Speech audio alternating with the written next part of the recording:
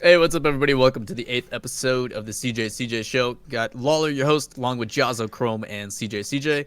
I baited you all. I had to burp. Turns out we hit it, so we're good. We're fine. A lot of stuff on the docket for today. Obviously, before we get into anything, if you guys don't already, hit up all the socials, !social and chat. We'll pull up everything. CJ Show, Twitter, Twitch, YouTube, you name it, as well as on Spotify if you guys want to listen to the audio-only portions, but then you would not see CJ's beautiful face. So, not sure if you really want to do that. I mean, that's on you. Either way, 10:30 p.m. Eastern every Tuesday night. If you guys want to come join us, easiest way to do it. But we're gonna try to stay on track today. That won't happen, but we'll try. Plans for today, obviously the recap of week 7. We're gonna be talking about possibly the Astro tournament, and obviously we have to talk about the European Invitational. Some massive results today, and then we'll get into our predictions with week 8 and maybe take a peek at regionals. We'll see how things are going, and then we end with a Q&A as always. But before we get into the juicy stuff, the meat and potatoes, any, I guess, fun or exciting things that happened to you guys? CJ, any cool stuff that happened this week? There's life pretty boring now that we're all quarantined out of our minds. We're all bunkered down. Apparently we can't buy anything from the supermarket anymore. They've put restrictions on everything. My parents just went to the supermarket early today. Get this. All right, I've seen everyone's cameras go black, but Jahzo, what's just happened? All right, we're all good. Don't worry about it. Went to the supermarket today. At our supermarket, you have a maximum of 2 cans, like 2, cans of food per person, per customer. And that isn't like 2 cans of tomatoes. That is 2 cans overall. So like if you want to get a can of tomatoes and then a can of mushrooms, can of beetroot or something, you got to choose 2. Like, how stupid is that? What happens if you want soup? Well, that's what I mean. And if you can't even buy like a 3-pack or something, because that's more than 2 cans in a pack. So, yeah, it's pretty stupid. But here we are, bunkered down, and not much else. Obviously, got our second loss on the weekend, so that's not ideal. Now 2-2. We'll get to that. We'll get to that. No, but let's go. Claps in chat. 2-2, baby. Second loss. Good job, CJ. What about you, Chrome? What about you? Any quarantined-esque fun stories, or just kind of chilling? Just chilling, yeah. Florida's getting shut down slowly but surely. We're not like Australia where you have to buy 2 things. But yeah, just typical. Every day, same old. Practice different in New York. Yeah. We just had a really big Costco run, to be prepared to self-quarantine for like a month. So that happened. They're really handling it well. I'm impressed. By the way, any super fun stories from the house behind the scenes? That you can share. Nothing's gonna beat the story that Rizzo told, but I don't know. Which story did Rizzo tell? The one about the device. Well, that's old news. That's from like weeks ago. Yeah. I can't remember anything else. Did you guys like go to the shopping area and like something funny happened on the way? I wish something funny happened at Costco. Oh. That'd have been great. It'd been great if we saw someone Chicago ate too many samples or something. Like, well, they didn't have anyone giving samples because it was all like scuffed, all like empty and barren. Damn, dude, that sucks. Here in the Midwest, everything's normal. like nothing's changed. Like places are closing down. Like I was supposed to go to one of the local schools and do like a motivational speech today, but like all the schools are just quarantined. They can't. Like schools just shut down. All the public schools are freaking out. They're like, how do we do schooling from home for 3+ weeks? So they don't know what the hell's going on. It's been kind of weird, but other than that, like I can go to the store and still buy stuff without any issues. Like there's still like your basic supplies. Like I went grocery shopping last night. It took me like 10 minutes. I didn't have to worry about anything. So CJ, 2 cans and living. Good luck. What happens if you like get 2 cans, leave, and then come back? Well, that's what I'm saying. I think you just need to go as a family, but then separately, and get 2 cans each, and then pay separately. Family trip to the grocery store, man. That's perfect. Bonding experience. I dig it. All right, boys, you guys ready? Chat, you guys ready? Everybody excited for week 7? We have some pretty interesting results. Yeah, do we want to start with NA? Or do we want to start with the U? What do you guys think? NA always. Yeah, NA is good again. NA is good again. Obviously, we always again. spend a little bit more time on NA, but that's just because of the people involved. So, 6 matches per usual. Week 7, Cloud9 versus Sonics. Okay, so we predicted Sonics, correct? Yes. Yes. The 3-2. big question, there was a lot of server issues. How much of a role do you guys think that played? I mean, it was a little bit of both. Some people were lagging, like Torment, I think, was lagging out because of his internet. Then obviously, yeah, servers were iffy here and there. Mhm. But I think with that series, it was just Torment lagging out.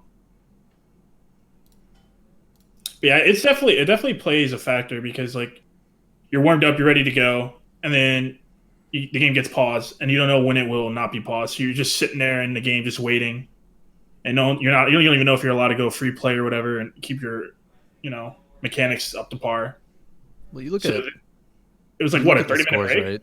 Yeah, you look at the scores, right? 1-0 Mhm. Sonics, then 3-0 Sonics, and then we have that big break, and all of a sudden it's like, oh, Cloud9's 2-0. Oh, Yeah. okay. Sonics is warmed up again. We go to OT.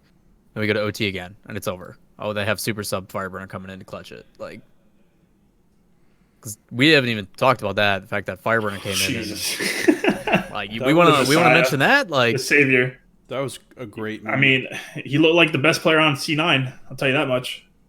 From what we've ever seen, he's playing really fast, beating the other team to the ball, getting really good touches. Like I don't even know how he probably didn't even play the game, and he's somehow getting really good touches for a coach and sub. He single-handedly dismantled Sonics. Like it was. I mean, I it was actually tweeted funny. it. He had like 35 hours in the past 2 weeks across like Steam in general. And you got to assume, like, I have that many amount of hours, and I don't even play the game. And I could assume he doesn't play the game either. So he probably has maybe like 2 hours most in a week, maybe possibly. He says he hasn't. Someone said that he hadn't played in the last week. Yeah, and that's believable. like that's unreal for him to just come in. Like, what, I guess if you want to dive deeper into that, Chrome, like obviously it's a pretty blanket statement to say he looked like the best. What about him made him look like the best on Cloud9? Because clearly it's team effort for them to get wins, but I mean, yeah, it's hard for Sonics because they game plan against a certain play style, and you're expecting so and so not to play like that. But he just came out. He just so confident, challenging every ball. Probably caught Sonics off guard, which I would assume from like coach perspective. And he was just bringing life to the team. When you have to win a match and you have a coach online, you're more alert. I feel in that sense. So you got to assume Squishy and Gimmick were playing a little bit more safer, which it showed because Firebrand was really, really aggressive. Whereas if it was Torment, they'd be the ones that are aggressive. So it just makes it really hard to play against a team like that because then you're trying to adapt to like a new team. It's the same thing when you play an Astro and you play against an RLCS team. You don't really know what they're going to do. It's the same aspect. You don't scrim against that duo or that trio or whatever, and then you don't know really what to do. I'll tell you, it was really great when I was busy playing Path of Exile and all of a sudden I hear 3 players yelling up in the practice room, and I had no idea what was going on. I just go upstairs and I just join in. We're all freaking out because Fireburner's getting like great touches. That was great. yeah, the one memorable thing for me in that game 5 was Dapper had a one-on-one with Squishy. Squishy's out of position, out of boost, and he just screws up his flick. Has it. Like, one-on-one, all he has to do is put it in. And just doesn't do it. And as soon as that happened, I remember when I was watching the show, I was like, that's it. They lost. Like, that was their chance. Yeah. And it's like, those small things just make such a huge difference. Because you know everything was trending for Cloud9. It's like, okay, we're getting reverse swept. We're in OT now. Like, you get that mentality of, like, we don't want to be the ones that lose. We don't want to be the ones that throw this. And it just starts creeping, and then all of a sudden, all your little touch, the things that like, Dapper is phenomenal when it comes to ones. Like, he used to be one of the best. And that's just, for those things to slip away, really hurt. But credit to Cloud9, I will say that. Like, they still, even with the issues, had to win game 3 and 4. Like, all the credit's being given to Fireburner, obviously, but, like, they still had to get there. Yeah, it was weird too because we screened them prior and they had this new playstyle that they're working with, and then they came against Sonics and they just looked like their old bad form where they just overcommit and get counterattacked. And now they got this new playstyle where they're trying to play more controlled, and it showed because they came back and started reverse sweeping until Torment started lagging out. So yeah, I think they're honestly back now. Like I don't think they're that team where like, oh, they suck now. I honestly think that they're probably gonna do well in regionals as well. I honestly think they may make regionals. I think they're a better team than PK, but we'll talk about that later. Yeah. I mean, they went from bottom 3 straight up to 5th. Like, yeah. What? 2 really big wins. Yeah, their win against Energy wasn't a fluke, I don't think. Maybe it was a spark to ignite the flame, maybe, in their mentality, I guess, or their morale. But they're actually like really good again, in my opinion. I don't know what Jahzo's doing. I'm messing. Not... People are complaining about I haven't seen a dude Zoom in and out so much in like 2 minutes. It has been incredible. Like I look over to my other monitor and he's got a shit-eating grin, like as he's like scrolling really fast. I'm like, what is he doing? People Other than complaining not about talking and contributing to the conversation. I mean, Chrome's had a lot to say. Dude, Jahzo's just over here being like, enhance. He's just going in. They're the ones telling me to enhance. Well, The chat. That's Blame chat. Chat's a hard one to believe sometimes, man. You got to be careful with that. I'm not too concerned with Sonics. I think that like they, as Kareem said, it's hard to. I mean, I am. Even though Fire comes in as a sub, but it's just like playing a new team. You get a bit thrown off. It's not as easy as you think it is to play a team like that. Yeah. So it's like you in a ranked match with everything on the line, and it's a best of 1, and you're not warmed up either. You got to assume that because they probably didn't hit free play at all. They probably were forced to stay in the lobby possibly, which usually happens when you're playing because the admins don't want you to leave for some reason, and then you're just sitting there, hoping for the best, pretty much. Well, we'll get to it later, but they continued that effort with Ghost later on in the day without Fireburner. So yeah, something's definitely clicking. I will say though that I do not want him to get away with it. Remember when Fireburner took that ball to the corner to get boost, and Gimmick still came in, challenged it, and then took it away from him with 0 boost? Yeah, I remember that. What? Yeah, it felt like when I was watching that series, I was like, damn, Squishy and Gimmick are really hard trolling because like there's a few moments where Squishy was whiffing easy balls that you never see him with, or Gimmick was just like trying to do everything, but he has Fire there who's bringing a new pace to the team. Just let him do his thing. Hopefully, they point to those and be like, hey, this is the same feeling, but do this with Torment too. And it looks like they did. So moving along, obviously, Mr. Gomez, you guys had a good time against Rogue. 3-0, another sweep. Yeah. Tell us about it. It was really, really clean. Just a few minor positional mistakes, but it wasn't really like a high-scoring series, but we definitely felt like we were in control the whole time. Like, they really couldn't do anything against us to counter us. It was really clean. I was really happy about that. I mean, you let in 2 goals in the game 1, and then 1 was the last 2. So I feel like we did a really good job of shutting down First Color. Do not let him get comfortable, and it showed. Yeah, you mentioned that last week as well, about how making sure he's feeling uncomfortable, because if he starts vibing, like, who knows what happens. Yeah. But a lot of it, Arsenal just continuing to do his thing, and then, I mean, Typical does whatever the hell he wants at this point, so. But not enough credit to AXB. I think AXB probably one of his better series. Yeah, that's true. Yeah. Just clean team play overall. Can't complain. Good stuff. CJ, did you watch any of the matches, or were you too busy like getting ready for your matches?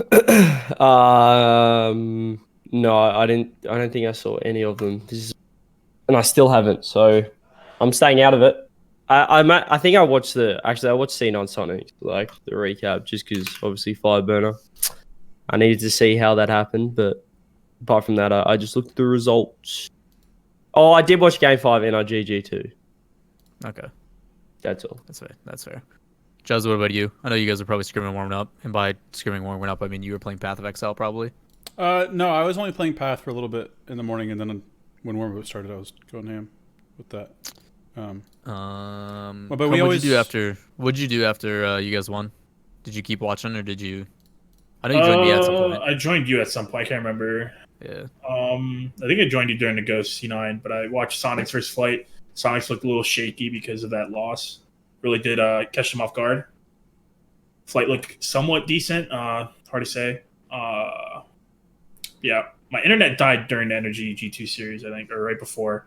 So I had to watch on my phone. That was great. And yeah, I pretty much watched all the games. I remember. No, that's right. I remember you saying that Flight would be a good team if Rapid wasn't on it. Yeah. Yeah. Just challenging, trying to go for everything, trying to make up for stuff, and that like panic ensued. Remind me of like Gyro last week a little bit. He just like when I watch him play, he just does not think about where his teammates are or what he's doing with the ball. He just flops around and hopes for the best. And it's not a smart way to play, especially if your teammates don't know what you're doing. Hell, maybe they do know what he's doing, but they don't like it. I don't know. Who knows what's going on in the flight team. But it's just like you can't play like that at the highest level because you're just going to get punished by these like better teams. And it shows, like their record shows. Yeah. Obviously, it's a team effort, but you can't be having that, like playing like that, just like throwing yourself at the ball. I don't know. Yeah, a lot of people. Ghost Gaming versus Cloud9 then for the next series was an interesting one. Cloud9 won, swept them, but every game was 1 goal differential. Game 3 was OT, ended very early. And I think I spent a majority of that time teaching Stumpy Canadian, I think. Because Canadian. it was a flat game. Like, Ghost Gaming didn't play. Like, it was so slow on their end. Yeah, they looked really off. It was weird. Like, after having such a convincing performance against G2 the week previously, it's like, where is this at all? I expected you guys to come out and be aggressive, deny all the boosts, make Cloud9 look flat. And it just was not there. Even with Torment playing instead of Fireburner. Like, it looked abysmal. Like, it was just sad. Like, so inconsistent. And it's like, I've heard they've gone through a couple coaches and none of that stuff's, like, I don't know what it is, but, like, how can you be so good one week and then come in and do literally nothing against a team that you're supposed to be able to exploit? So that was weird. Cloud9 just didn't seem like they were going to lose this week because of whatever vibe they were feeling. But 3-0 for them helped a lot in their differential. And then PK United, probably one of the closer matches. 3-0, 1-0, 3-0, 2-1 OT, and then 1-0. So extremely back and forth. I wasn't convinced really either way. But PK did look better. PK did look better. I think we talked about that too. Positioning wise, they weren't over aggressing, which showed because a lot of the games were super close. Especially that game 5. Like I think they scored off an AJ double tap, and that was that. And they just played super safe, and they didn't, do too much. Yeah, chat's mentioned it too. Like one of the games or a couple of the games were like 5 shots total. It was just like, just slow and controlled. Didn't want to make any mistakes, and it's good because it creates that foundation for the rotations. So hopefully it ends up paying off. I feel like we knew that was going to be a bad series. I think we called last week like this is just going to be a shitty game, 5-game sort of series. I feel like that's the words I said last week. I don't think everyone remembers. I think we predicted PK 3-1. We definitely predicted Game 5 PK. We all agreed this was going to be a Game 5 series. Yeah, it was supposed to be this like hype game where Ghost just poops on Cloud9, and then we get a little bit of a Napski, and then we get the real deal, which is Energy G2, which lived up to everything I wanted, except for G2 missing the net a bunch. It was exciting. He just put a bunch of shots on net, but it literally like pinballed in front of the net a bunch of times. Like I know Chrome and I were like freaking out during it. You can't I was knock laughing Energy's quite a bit. defense, dude. No, their defense. I mean, is a lot of it wasn't Oh even my their God. defense. It's just like a lot of it's just hitting the post a lot and crossbar. It's actually really funny. Yeah, it Yeah. hit And- everything but the back of the net. Like, And that one funny moment in Game 4 where Justin gets Justin. demo and he spawns and shoots the ball into the Oh, net. dude. That was just cherry on top right there. Like That's how you know it's that's over. serious. That's how you know it's over. If Justin's getting a spawn kill on you guys, like, oh Yeah. man, and See- you guys looked really good early on too. Oh yeah, It this, looked like this you guys were series, gonna take it. like it was a loss for a record, right? But the best thing to take away from this for us was that we lost playing the way we wanted to. Like we had the pressure. We probably went up like 20-30 shot differential after that series, even though we lost. And that's like kind of how You went up 2-1 as well. Oh yeah, Yeah. like we were basically in winning position. We just didn't really close out like we should. Win. We could have won game 2 as well, because that was an OT game. Yeah. So it could have been what we wanted in a win, but we still had some success. I mean, obviously, like positive vibes, but like, what things do you wish you guys would have accomplished better? I mean, obviously accuracy. I mean, you put on a bunch of shots, but some of them were just a little bit off the mark, which it happens when you're putting that much pressure on. Well, one of the big philosophies is that I mean, if you keep putting shots on, eventually something will go in. Eventually, you're gonna have to improve your accuracy, that you don't have to rely on getting 15 shots to get 1 goal to go in, which is kind of what happened some of those games. You guys had 9 shots a game to 6. Yeah, I mean, doesn't surprise me. A lot of those stats are skewed because of energy in the end. Like energy at Yeah, the like last 2 games games. 4 or 5 were just, especially game 5 was like, okay, what time you guys woke up? Mm. Yeah. And Chrome, It's now's still your chance. 5-3. Let 'em have it, man. I just don't agree with we lost playing how we wanted to play because theoretically, if you lose, you didn't play how you wanted to play. I just don't agree with that. But hey, if that's your thing, then play style. Like, I mean, obviously, if you're missing goals, yeah, you right, may be then that's playing not. your You're not play actually. style, but We're at playing the the end of play day, style you we want lost. to play with the mentality that we want to have. Maybe not the mechanics we want to have, but we're playing with the confidence and our philosophy behind how the team is supposed to operate as a unit, right? It's not like, oh, our mechanics are bad, but I want to play like that. I want my mechanics to be bad. I want to miss open nets. No. So what's the positive takeaway from that? You lost how you wanted to play playstyle wise, like, and what else? Like, what's the takeaway from it? Like, the takeaway is we need to improve our accuracy. Okay. Among Chrome, other things, but I mean, don't shy away from it. What's wrong, Just Chrome? tonight. Why is this fueling you? Why are you so angry? Why? It feels like you have something that you want to I express. feel like this is an ongoing thing because you guys struggled with accuracy last season as well, and that's what hurt your team as well, and it's still an ongoing issue. That's why I'm curious. Like, is that really something to be positive about that we lost the way we wanted to play? I don't know. I mean, our accuracy has not been great a lot of times. Like, if you ever go back and look at our series from season 7, it wasn't our accuracy that got us. Like, no, it actually was your accuracy a lot of the times, but it was more so like your rotation wasn't as good as this season, and you guys are just constantly getting counterattacked. I feel like you're actually still plaguing you guys from what I've seen last season compared to this season. Oh yeah, I mean, we still overreach. There's plenty of times where third man will creep too far up. Like, you can see plenty of times where Justin will get a nice counterattack only because the third man pushes up too far. But it's also that there's a lot of that happens after like 3 missed open nets in a row off of one set of pressure. But I mean, the other thing is you should also probably go count possession time. Like, we have a big ratio of actually having possession in that series compared to what NRG did. And that's one of the biggest things we work towards is actually getting ball possession and field control. I mean, I could go even into more specifics, but then we're just getting into actually like how teams work. And then if you find out exactly how we're trying to improve, then you can exploit it. But to wrap it up before we move into Europe, I guess, did you guys personally feel the dominance kind of slipping away? Like, did you feel that immediate impact of like, okay, this energy is a different energy than we've played in the first 3 games? Because that game, it looked like you guys were going to close it out. Like, based upon what I saw in the first 3-4 games, it's like, okay, G2 wins. Like, it's going to be 3-1. But a couple of those shots did miss. And even though the pressure was there and the follow-up was there, you just either they got saved or they continued to be a little bit off. Like, if those go in, that series closes out. Like, it was convincing that you guys were going to win. And that just, the Justin thing happened, and then game 5 happened, and energy was just like, all right, let's start trading blows. But, like, did you guys mentally feel like, all right, this is going to be a fight? No. There's always fight left in the guys.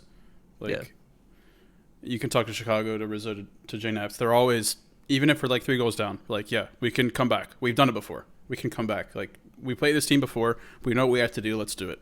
And if it doesn't happen, well, we're screwed. Like, that's our fault, right? But when we were down in game 4, it was like when they went up 3-1, maybe even 2-1, you have to recognize how hard it is to actually score on energy. At least coming from a G2 standpoint. I don't know, like, SSG did really well against them if we're comparing other top teams in North America. They did great against energy. But something we struggle with is actually getting it past energy's defense.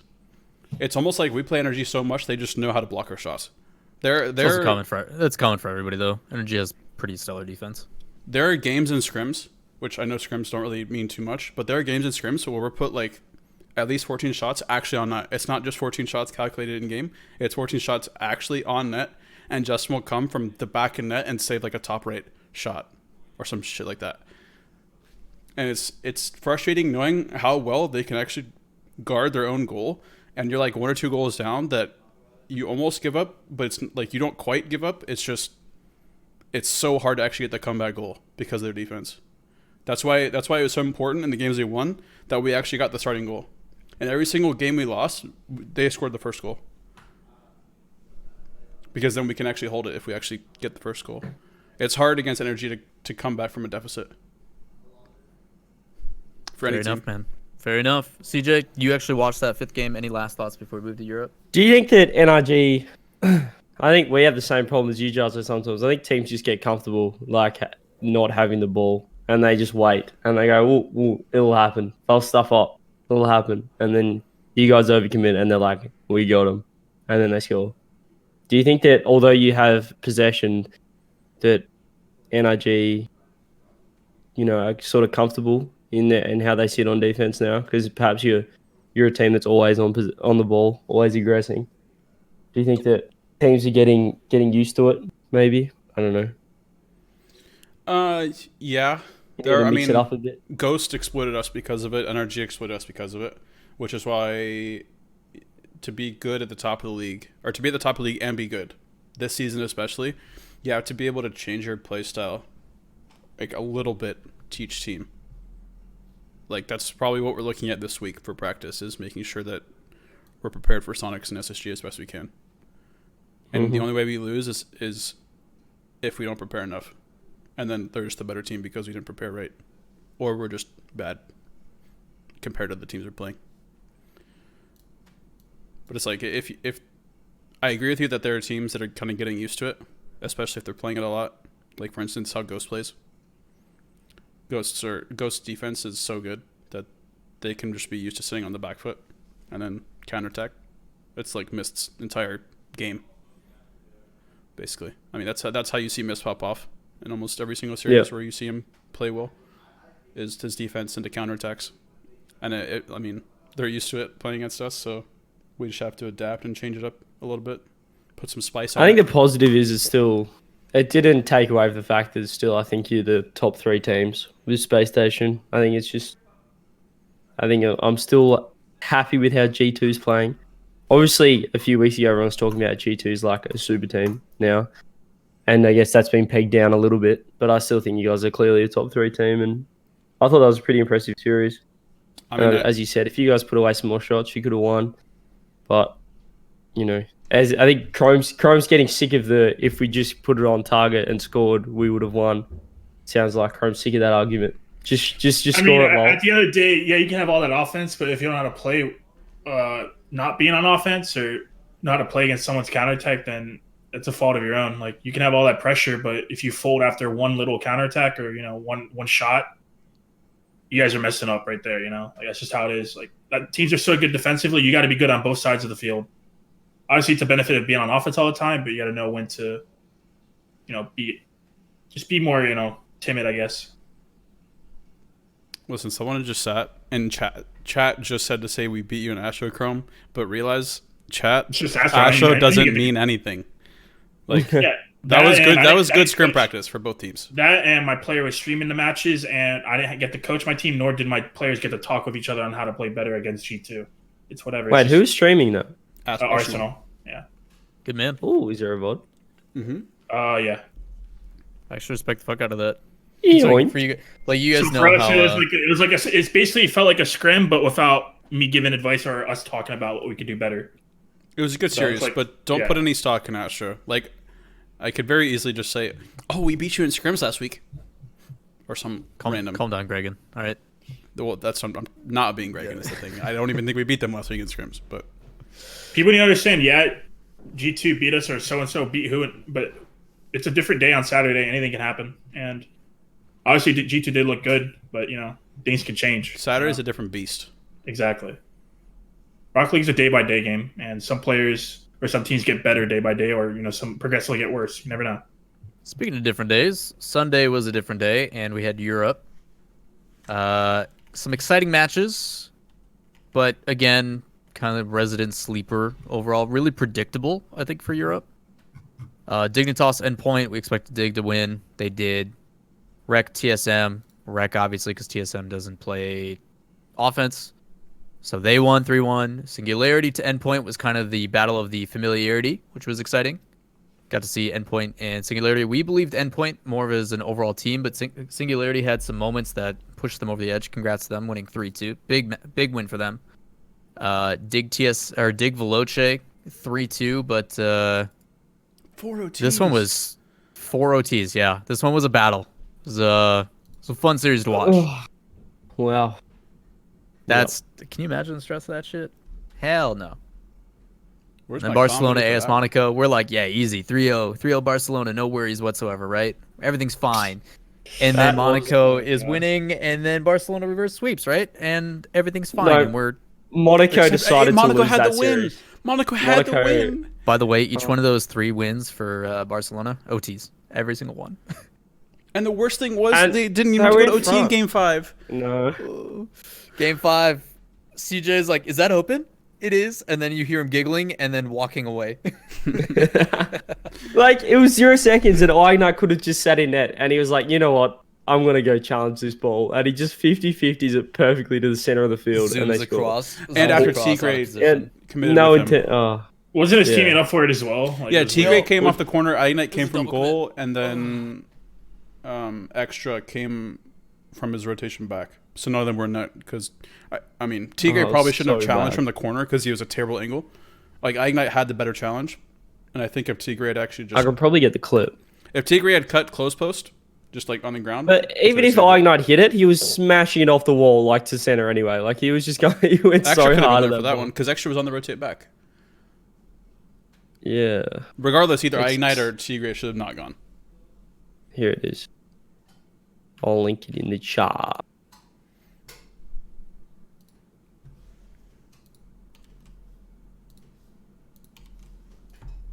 We'll check it out on stream. It is just it's just I don't know what they're doing. Like I can't. There's no composure on that team. And I guess when you have Tigre in defense, there's never much composure. But like this is, they did this so many games in a row as well. They just like, let's throw this one away. So Extra has committed. Tigre goes up, lands on the corner, and goes. Ignite was fine, had the challenge, but Tigre should have cut back and could have blocked that. Or stalled for Extra to... The worst part is like 15, 16 seconds left. Big clear midfield, pushes it back the other way. Ignite then comes in with like 8 or 9 seconds left. Clears it again the other way. And it's like, just sit back, keep challenging midfield, clear it the other way. That's all you got to do. And then it goes into that corner after the first touch, and Ignite's like, you know what? I'm gonna go 2. I'm gonna go 2. That's what's gonna happen. And The low net key, is so Tigre- open. It's literally 2-on-0. In Extra's there. still trying to rotate back, far corner boost, and like they commit 2 to the side. It's like he's already there, just let it develop. And I know you don't want to stand still for that shot coming in, but like, man, to leave It's net not even open, a shot though. Like he could have just waited. it's rough. It reminds me of that flight series week 1. It's just like they want to get their first win. They're not used to it yet, and they're so close, but it was so far, and they messed up. Whereas if they had a bunch of wins, they probably wouldn't have gone for that, maybe. But it's just like they want that win so bad, so they're not really thinking that aspect of let's just play it safe here. We have to go, you know. Yeah, I mean, it's kind of rough, and I know we just breezed through like pretty much all the matches because we want to get to the last one, which is the exciting one. But like, I mean, is there any notable things that you guys really wanted to talk about? I mean, obviously the Dig 4 OTs, like that was a good series. Like I enjoyed watching that one, but Dig. So what else is new? Yeah. So, But while we're on this topic, I did get a DM saying that we do have some European viewers that feel opposite as we do, like that a lot of these matches are more exciting than we feel. However, I think Good. for this day specifically, the first 3 were pretty resident sleeper. Almost like Singularity beating Endpoint was pretty big because they lost them twice in Yes, that's RLRS, but that was still game 5 OT, 5 minutes of OT, so very close series. But the first 2 were very let's get on with it. Like we very expected results. So apart from that though, the other 4 were pretty good. So yeah, if there are any European fans out there that are watching and expect more conversation about some of these matches, it's hard for us to Watch the viewing parties, eh? Yeah. or watch the viewing parties. But yeah, it's if also you guys harder want for us top to tier analyze it. banter, viewing parties where it's at. Although I have been catching myself sleeping in on some of those now. But in terms of the Veloce Dig series, the Veloce played really well. They're not as boring to watch as they used to be, so I'll give credit to Veloce. They're actually looking like, especially in the first few games, well, pretty much the whole series, I'll give them credit for. They were like trying to pressure Dig, and like for a lot of the, for a large portion of those games, they did have Dig sitting in net and had their pressure. They certainly weren't just going to let Dig pressure and then hope to counterattack. It was pretty back and forth. So I think that they must have gone in with that mindset of like, we can't actually just sit in net against Dignitas. So they took it to them, and it was pretty close. The OTs are exciting. They were high-scoring games. There was a lot of mistakes from both teams. Did got the win though. And yeah, I thought it was a good series. Impressed by Veloce. Yeah, we mentioned last week about how we wanted to see them come out of the gate, pressure, be in the face of Dignitas, and they did. You know, a couple of series it took them a bit to like adjust to that level of pressure, but overall, like I was actually pretty satisfied with how they played. Like you can tell like the fact that there's that many OTs, like it was not a one-sided affair. Like it was back and forth, and you can't do that against Dignitas unless you are actually like being active in the fight. Like you can't just sit and take it because they will outwork you and outplay you. And if you give Astral space, you know what's going to happen. So credit to them, but Astral continues to just be that catalyst for them that he's easily in talks the best in the world. Like he's so good. For me, he's definitely the best player in the world. Like he's been like 1v3ing a lot of the time. Like when Yukio or Panda are like kind of like non-existent, especially like the early weeks of RLCS. Like, and now he's like even amping up even more. Like some of the goals he can score is just crazy. It's just mind blowing what he can do, in my opinion. Looking at the stats for that series, he averaged. So Yukio, I think, was a major reason too. Like Yukio's shooting he put on a ton of shots. I mean, he averaged like 3.6 shots a game, and even with the OTs and stuff, like that's pretty dang good. Yukio had a majority of the goals, so he was definitely their closer, and you saw that. It felt like their playstyle definitely transitioned. It went from being like Yukio's there to clean up to now he's shooting well today. Like put him second in rotation, and it showed. But then they found themselves making a mistake or getting counterattacked or like kind of a mishap on defense, and then Veloce would get one too. Flame was clutch. Flame played so well. Yeah, his stats back it too. 1.4 goals per game, 1.6 saves per game, 3.4 shots per game. Like he led the stats in every category. I feel like Astral's passing is what sets him apart from Justin, in my opinion. A lot of people compare those two because they're mechanical geniuses, if you will. But I think Justin's got that ability to beat a couple of players, but I think Astral's vision, and I think it's mostly due to how Dig play and how pass heavy they are. But he's able to set so many people up. Like, all right, he's just the feeder. He doesn't score himself. He just gets that ball around two people, hits it off the backboard, gets a fleet reset, beats another guy, and then it's an open net. Like, he just does all the work and then lets Yukio come clean up, or Panda sometimes. Freak. It's super threatening too. Because if you have a guy that's willing to just dish it after doing all the work, and then vice versa, like, he still has that in his back pocket. If it's like, you know what, this time he's not going to pass. He's going to hit something nutty on you. It's just fearful. It doesn't feel like that this much for Justin. Like I don't feel people are just like, obviously Justin's so capable, but it just doesn't have that same level of impact. Yeah, Justin, he never really passes when I coached him either. Like he's just more of like break the defense, allow the rotation to come through, and it even shows to this day really with like Turbo Pulse. So like they rather rotate than look to pass, in my opinion. Very rarely you'll see a pass play with them. It's either like most of the times when they get a pass play, it's like a flip reset pass or something crazy from Justin. But you don't ever see like an infield pass from him ever. He just booms the ball or dribbles out. We already touched on it a little bit, but Monaco, Barcelona, obviously big reverse sweep. Every win, game 3, 4, and 5 were all OTs.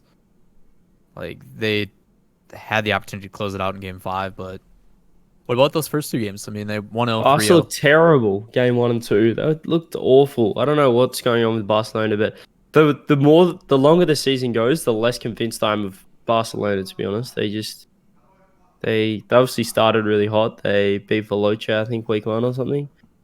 But then I don't know. There's just I think they nearly lost. Was it Singularity last week? They nearly lost to. Oh, yeah. I'm not convinced with Barcelona. I don't know. There's something about them that's just they just might have lost their mojo a little bit. I saw Flakes was switching his cars mid-series. You don't see that very often, so you know there's something going on there. He said on his stream that he was going to switch a car every game. Oh, okay. Never mind. I think if anything, it was just a conflict of play styles, like wanting to do certain things, and I'm sure they probably have inner turmoil behind that. I would assume at least because they look different compared to the beginning of the season, and then in between games, like they look different as well. They did not look on the Mm. same page. Yeah. Like when they came out of the gate, everybody was like, "Damn, like okay, Flix is finding Devo with these passes. You know, he's using his space. Like Devo's not afraid to aggress, and he's doing all these types of things. And then Roniki's just this continued wild card. But like the past couple weeks have just been like, I don't know. It's been off. I think Roniki's been like the mainstay. He's been very good all season. Yeah. Devo's so in and out of series. Like sometimes I didn't even notice him on the weekend against Monaco. So Yeah, he's kind of quiet. I only noticed Roniki. Yeah. It's rough. Then the big one, the one we really want to get into, Vitality Mouse. This one was supposed to be like the number one for the weekend. I think Dig Veloce stole that because of the OTs, but still, Vitality is ramping up and doing it well. That's now what? Since their loss against Singularity, that's 1, 2, 3, 4, 5, no, 6 games in a row that they won. Yeah. It was That's- 5 in a row because they went 1-1. Was it Singularity? Yeah. They lost, and then they won. Well, they're six. they're 7-1 right now, so they won No, 6 straight. Yeah, it's 6. Yeah, 6. It is 6. Yeah, they lost Singularity in week 2, and then they haven't lost since. They beat They look good. TSM, Monaco. Yeah, and it like their schedule I think really benefited them. Yeah. I mean, heat up against TSM, then you get Monaco. Then they big win over Rec. Rec is kind of feeling weird too. And then they beat Dig. That was the major one. And then they beat Mouse. So they end against Veloce, which I think is going to be a really good match. Yeah, Vitality look like the best team in the world right now. Just the way they're playing. It feels like they're playing their same old play style that they had with Scrub, and now they have Alpha slotted in, and now they're kind of comfortable. Alpha's feeling. They're just outpacing teams now. Like it's not even close a lot of times. With Mouse, it's just like they couldn't even keep up. And then seeing the capability of like Fairpeak's popping off now. Like he's having like an MVP season. It's with that crazy. said, though, there's still 2 OTs, and game 2 is a 1 goal differential too. Like Mouse started well. It was close. So. It was closer than it looked. I mean, Yeah. OTs and all, but like you can defenses are so good, so it's hard to score. But like possession wise, right now Vitality like had pretty much the whole possession in comparison. Yeah, I can feel that. I think what Lawler said earlier about just, I don't know who he's talking about, but just getting overworked. I think that's what Vitality do. I think that, like it wasn't as one-sided as perhaps you're saying, but I think that it was sort of clear that Vitality were going to get the edge because they were just like working them over, and then eventually got that goal. So yeah, really impressive Vitality. I think they just grind teams down. They don't so much dominate teams, but they just like work at them, and then eventually Mouse Sports crumbled and gave them a couple of free goals. They're just so hard to score on, man. They're so good. It just 1v1 capabilities, defensive capabilities, and they have that clutch factor.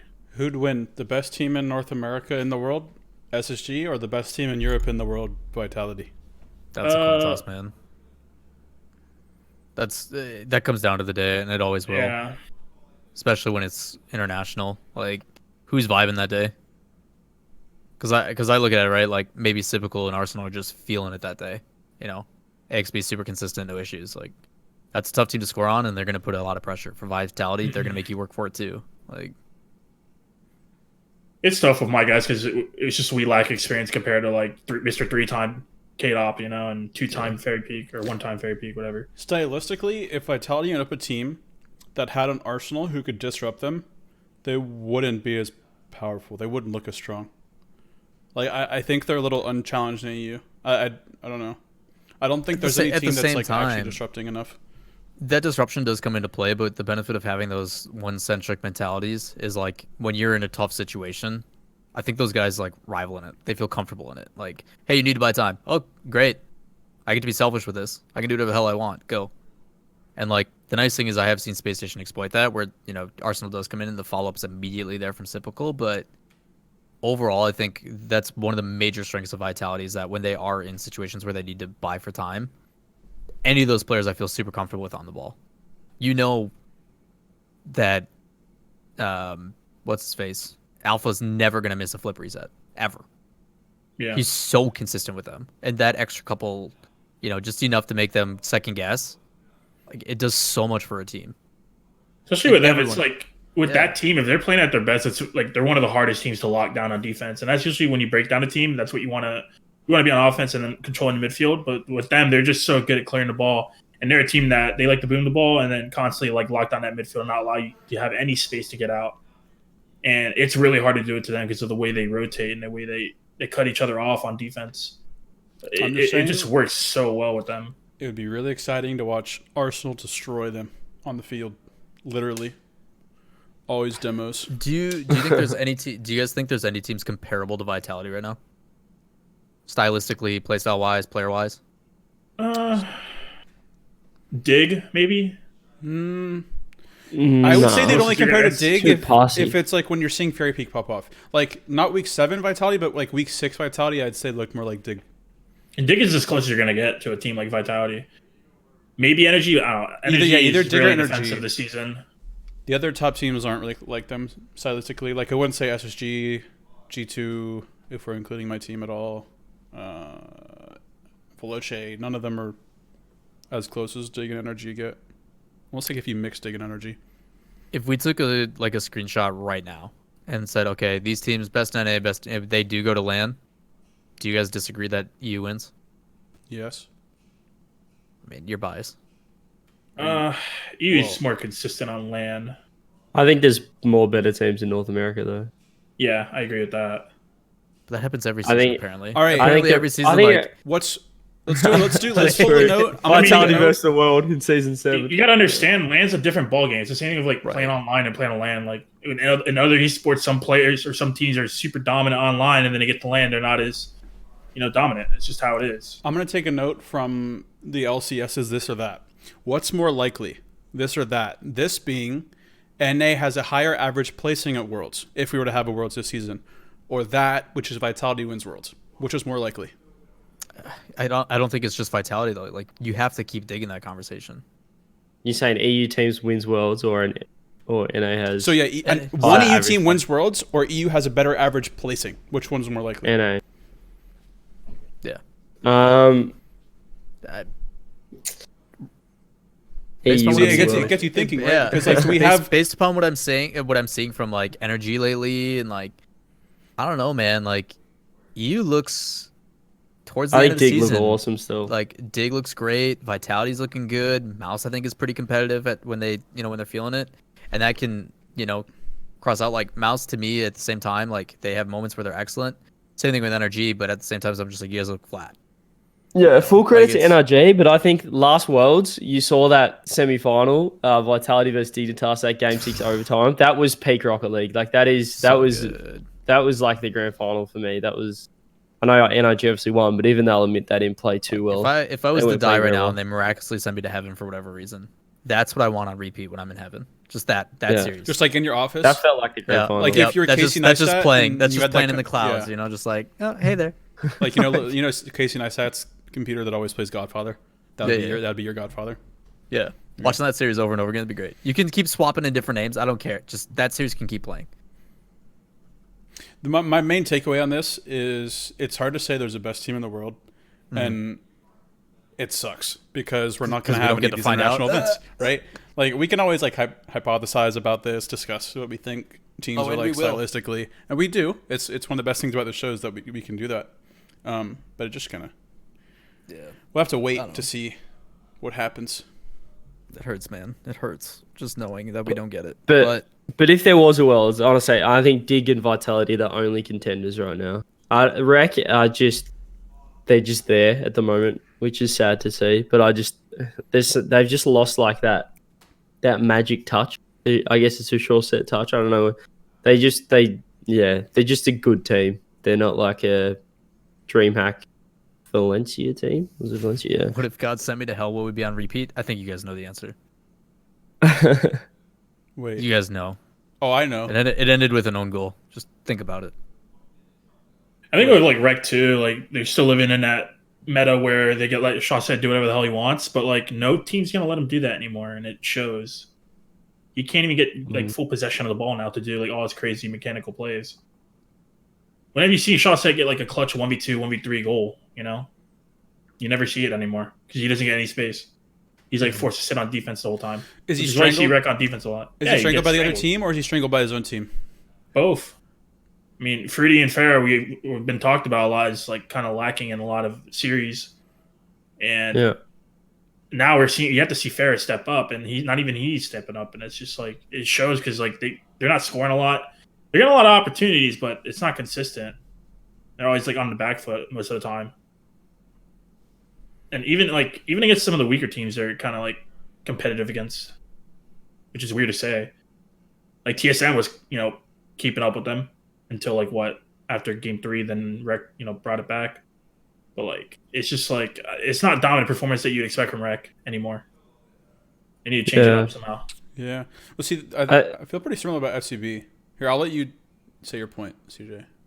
I was gonna say, I think that right now you got the top 2 of EU, and they're always like up here, right? And then you got the top 3 of NA, and they're like can be either here or here. You know what I mean? So like, even though there's more good teams in NA, I'm still more confident in the top 2 of EU, because like the NA teams on their day are really good, the top teams, but they can also like drop a fair bit as well. But I think EU, like Dig and Vitality, always play at a pretty high standard. Like, they will drop an occasional series, but they're always sort of playing the same. But then you got NA where there's just sometimes they have good weeks, and then other times you're like, well, what happened there? Yeah. I actually vibe with that statement about the EU teams. Like, the top 2 are like always there, and NA's either like slightly above or slightly below. I vibe with that a lot. It seems like a big trend in Rocket League as a whole. I'm just happy that we're getting both NA and EU representation in like grand finals more and more as of late. Because before it was just like, oh, EU's playing EU again. I mean, that's 3 seasons in a row. Wait, Yeah. four seasons in a row. Season 5, 6, 7, and 8 have all had NA and EU in the grand finals, which is great. Awesome. So happy about that. And you're even seeing it at majors and stuff too, which is cool. But obviously lots of RLCS that went down, but there was some stuff that actually happened in the middle of the week. We had Astros and European Invitational. Where do you guys want to start on that? I mean, Astros kind of a here and there. I mean, you guys want it. So, Jahzo, you want to talk kind of as a recap? Claps. That's it. All right. On to TEI. I mean, Well, I think we talked about Astros a lot. Like Astros are online tournaments, but it was good to see G2 Space Station facing off in the final. NRG lost to some random team. I think I saw. yeah, I believe they So were. like the new first killers coming up in the scene, Beast Mode, 2-Piece, and Chronic. They're like all like 14, 13 years old or something crazy. Disgusting ranked players, disgusting six-man players. But Yeah. yeah, they're just the new up-and-comers you'll be seeing in RLCS probably in a few seasons, in my opinion. My important takeaway for Astro currently is that we're getting closer to seeing what 6 teams will be going to the Invitational. I think that would be taken a little bit more seriously than each of the qualifiers. And it will be a decently major event because it'll be after playoffs. It'll be in April. So it basically take the time slot of Worlds. It's like a week before it would have been. So I think it like fills a little gap of Rocket League esports that we wouldn't have had. There is also other things that I want to talk about, but I can't. We'll talk about it when you can. And that is okay. I will try to get those things for next week and see if I can discuss them. There's also things I have to talk about with you guys that we can't talk about publicly, but we'll get to that too. Ooh. Dang. Sorry, chat. Yeah, cliffhangers. There's not a whole lot that we can go about that, but Teasers and cliffhangers. Things to look forward to. Reason to turn into next week, hopefully. So, yeah. European Invitational. Obviously, Sandrock Gaming's kind of the big story. You guys want to kind of express? I didn't get to watch much. I've been following Jahzo's footsteps and grinding Path in my free time. So Let's go. Yeah, I haven't followed too much with like the playoffs, but in the group stage, Sandrock is just like playing super fast and outpacing teams. And from what I've read, they've been doing the same against Dig and Vitality. They're keeping up mechanically and just outpacing them somehow with like 80 ping, 90 ping or something crazy. The Dig series was really impressive, actually, because Dignitas in the first couple of games, or I think just game 1, right, they were just slinging so many infield passes, and Sandrock just, I guess, weren't expecting the infields. And then if you watch the series, they gradually sort of develop. This is in like the playoffs. I think that we're just on like last night, so like a few hours ago or whatever. But after game one, all of a sudden Sandrock, there was not a single infield that was free for dig. Like they were just cutting that out every single time. So they adapted really quickly, which was impressive for a team that a lot of people say aren't RLCS quality. I think the way that they adapted was something that was pretty impressive, considering their experience. And they just shut them out. And as you said, they just outpaced.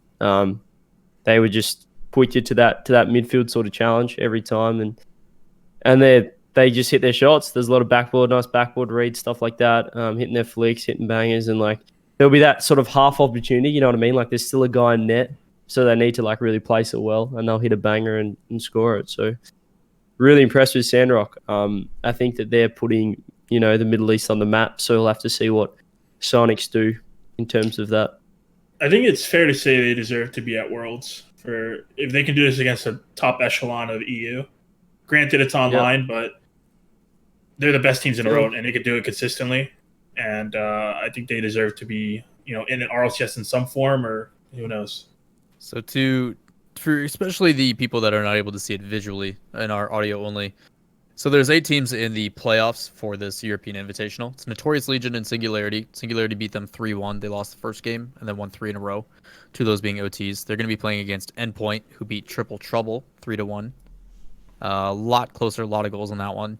Sandrock 3-1 Dignitas.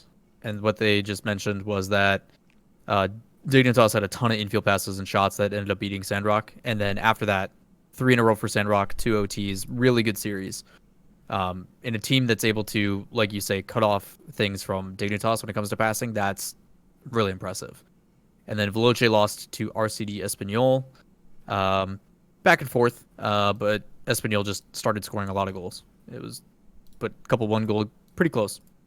So it'll be in the semifinals, Singularity versus Endpoint, Sandrock versus Espanyol. So I'm really happy that for 2 things. Number one, if you guys don't know, Sandrock Gaming is the team that Incivic is behind. Incivic is also the one behind the European Invitational. If you guys don't watch like weekly recap videos that I put out, or just are kind of viewing from a distance, Incivic came into this community to basically provide an option for Middle Eastern players. There's no servers for them to play on. There's no tournaments that they can compete in. There's no RLCS. Like they aren't able to compete. So he wanted to come in and give them an opportunity. And part of the reason why he put up this $20,000 prize pool is for this reason, is to show like they're good. And the fact that they're making the semifinals against all these teams and beating Dignitas to get to the semifinals, you've earned your mark. And I'm really happy that Incivic is being rewarded for his efforts, monetarily and otherwise. I'm really happy. Because, he could have come in, he could have dropped a bunch of money and then just nothing. And they go as expected, but now we have this really awesome storyline, and hopefully we get, dream hacks and all this kind of stuff, and we get to see these guys come and compete. Like, that's what I'm excited for. Yeah. Like, it does a lot. It also shows, and this is a totally different topic, but this is showing to Psyonix there is other regions that need to be able to compete in the RLCS. And this is a prime example. Because if they don't make a change for Season 10 and Sandrock is still not able to compete in the RLCS, major problems. This is all done without them. This is another guy putting this on and providing something and showing that there's proof that these guys are competitive. Yeah, you're literally restricting potentially the best team in the world, if they get more exposure from playing in the Premier competition. Like them some bold words. Potential best team in the world. Who knows? Who knows what these kids can do? They're crazy. I mean, my internet died, but I was going to say that this just shows that you don't really need to have an RLCS league play for them. It's more so you need to have more events where they can participate in, whether it be dream hacks, whatever, because there's talent everywhere and they need to be able to express it and show it. It doesn't mean that Sandrock's better than Dignitas or Vitality or Weedham Girls or whoever they beat. It's just that they're able to play at that level. Because with those teams, you don't know what Sandrock's going to do, so it's hard to strategize against a team like that. So it's just basically playing like a ranked match of a best of 5, and hopefully you can beat them. And they're capable players, obviously. But it just shows that they're able to play at that level, which is nice. And hopefully, down the line, they'll be able to participate in more international events if there are any. Like it just makes us all crave more events. Like Yeah, exactly. knowing that competition is out there, like open makes me want more qualifier situations, DreamHacks. man. Yeah. Like these are the reasons why I think a lot of us are just wish that there was no like community guideline limitation. It was just like go crazy. You know, if it looks poor on your IP, like okay, then most people aren't going to blame. Like I always use the Northern Gaming or Northern Arena situation. Like there are some issues, and I don't need to get into the details as to why those were the way they were, but no one's blaming Psyonix for Northern Arena having the issues they did. Everybody looks at the production company and goes, Yeah. poorly ran. No more Northern Arenas. No one cares about the fact that Rocket League was the game representing. Like, no one's going to be like, yep, it was Rocket League's fault that went wrong. Like, if you just open it up and, like, let them go, like, then you just stop those tournament organizers. Oh, God, the ding. Don't remind me. Ding. I mean, there's even evidence, too, with, like, Valve and their CSGO. They don't even, like, run their own events, really. Like, no, they don't. They just have third-party events, and do you hear Valve getting blamed for anything? No. No. Only thing they probably get blamed for is maybe updating their game. That's about it. Yeah. All Valve does is be like, here, have half the prize pool. Oh, here's open API, here's open spectator for all these third-party events, and they're having, you know, a lot of success over there. The only thing they do contractually is you put an application, you got some creative way to make the major. All right, you got it. Do the next one. Here's half the money. Obviously, that is both sides of the spectrum, though. I'm the one who kind of brought up this topic, but that's us seeing it go well, right? We're seeing Counter-Strike do that circuit style, that open platform very well. There is still chances that it does not go well. So, well, they have a bad events, but it's never like looked bad upon about Valve. You know, if anything, Valve will just like stop a few things here and there, but you don't blame Valve for it. It's not like we're gonna blame Sonics if we get a bad event or something. Yeah, it's the prime example you just said. Their fault, you know. It's like people are giving flack to Northern Arena. I mean, Psyonix could do the same thing about Valve, but nothing would change. It's the TOs that would give flack. Luckily, Rocket League has had some very good TOs and very few less than. I would assume it's just they don't want that bad PR, which I can understand, but like I don't know. Yeah, you're gonna have a bad event eventually. There's nothing you can do about it. So I don't know. We're seeing incentive as to why I think we should see it happen, but who knows? None of it matters though with COVID-19 because we just can't. So yeah, things to be hopeful for in the future. But yeah, international. If you guys aren't paying attention to it, it's been pretty exciting. It's only gonna get better. There is a lower bracket still, so there will be Notorious Legion versus Triple Trouble and Dignitas versus Veloce. So a lot of exciting stuff. Yeah, a lot of exciting stuff. A lot of good matches coming over the next couple weeks. Make sure you don't miss those. And then hopefully in Civic we'll do some North American versions. Fingers crossed. I am bugging him and pestering him. Speaking of COVID-19, I want to say that the Olympics probability it's going down of being cancelled has gone up. The probability of getting cancelled is now 95%. What was your last? Honestly. 75, probably 70, 75. I think it's 95% cancelled. I think this is the way everyone's talking, and with everything happening, we're not even getting close to sort of the peak of the virus and everything happening right now. So yeah, obviously I think most countries it's full lockdown. You can't enter the country unless you're a citizen. Leave either, yep. Can't leave the country. Foreign exchange I know booted. Yep. Yeah, I know in Australia, like everyone's saying, if you're currently outside the country, come back in now before it's too late, sort of thing. Before you're not allowed to come back in, Jesus. Make sure everyone comes home, sort of thing, because they're going to lock it down. I think that this will go on right through towards the end of the year, so could be another 4 or 5 months. Yeah, they're hoping everything wraps by August, but by August. Yeah, but yeah, it used to be like, we'll get through at the end of April, it should be fine. But I think it's going to be a while now. Kevin Durant has coronavirus. Yes. Idris Elba too, an actor. Yep. Yeah. Yeah, it's out there, man. It's be smart about it. If you guys aren't feeling well, go see a doctor if you can. Otherwise, stay at home and just be smart. This is teleport. Let's all just time travel to next year because there will be no land events until probably December. This isn't me, is it? Is he no, that's CJ turning into a robot. OCE Internet, please. I'm gonna take this moment to say that we're here to make your Tuesday nights better amongst this self-quarantining of coronavirus. So, if you're enjoying the show Exclamation point socials in chat. Can we take Drop- a time to pay Look at attention to CJ's CJ's camera right now? Time out. Oh my Exclamation point God. social in chat. Drop a follow on the Twitter. Drop a follow on the channel. There's literally a heart icon on the top right of your screen if you're on desktop, or if you tap the screen, it's in the top right white heart icon if you're on mobile. You can hit the follow button. Watch us every Tuesday. Follow Twitter for when we go live. We're on Spotify every single week if you need a VOD or a audio only version of our broadcast. So a lot of ways to keep up with our content, and we're doing this to make your Tuesday nights that much better.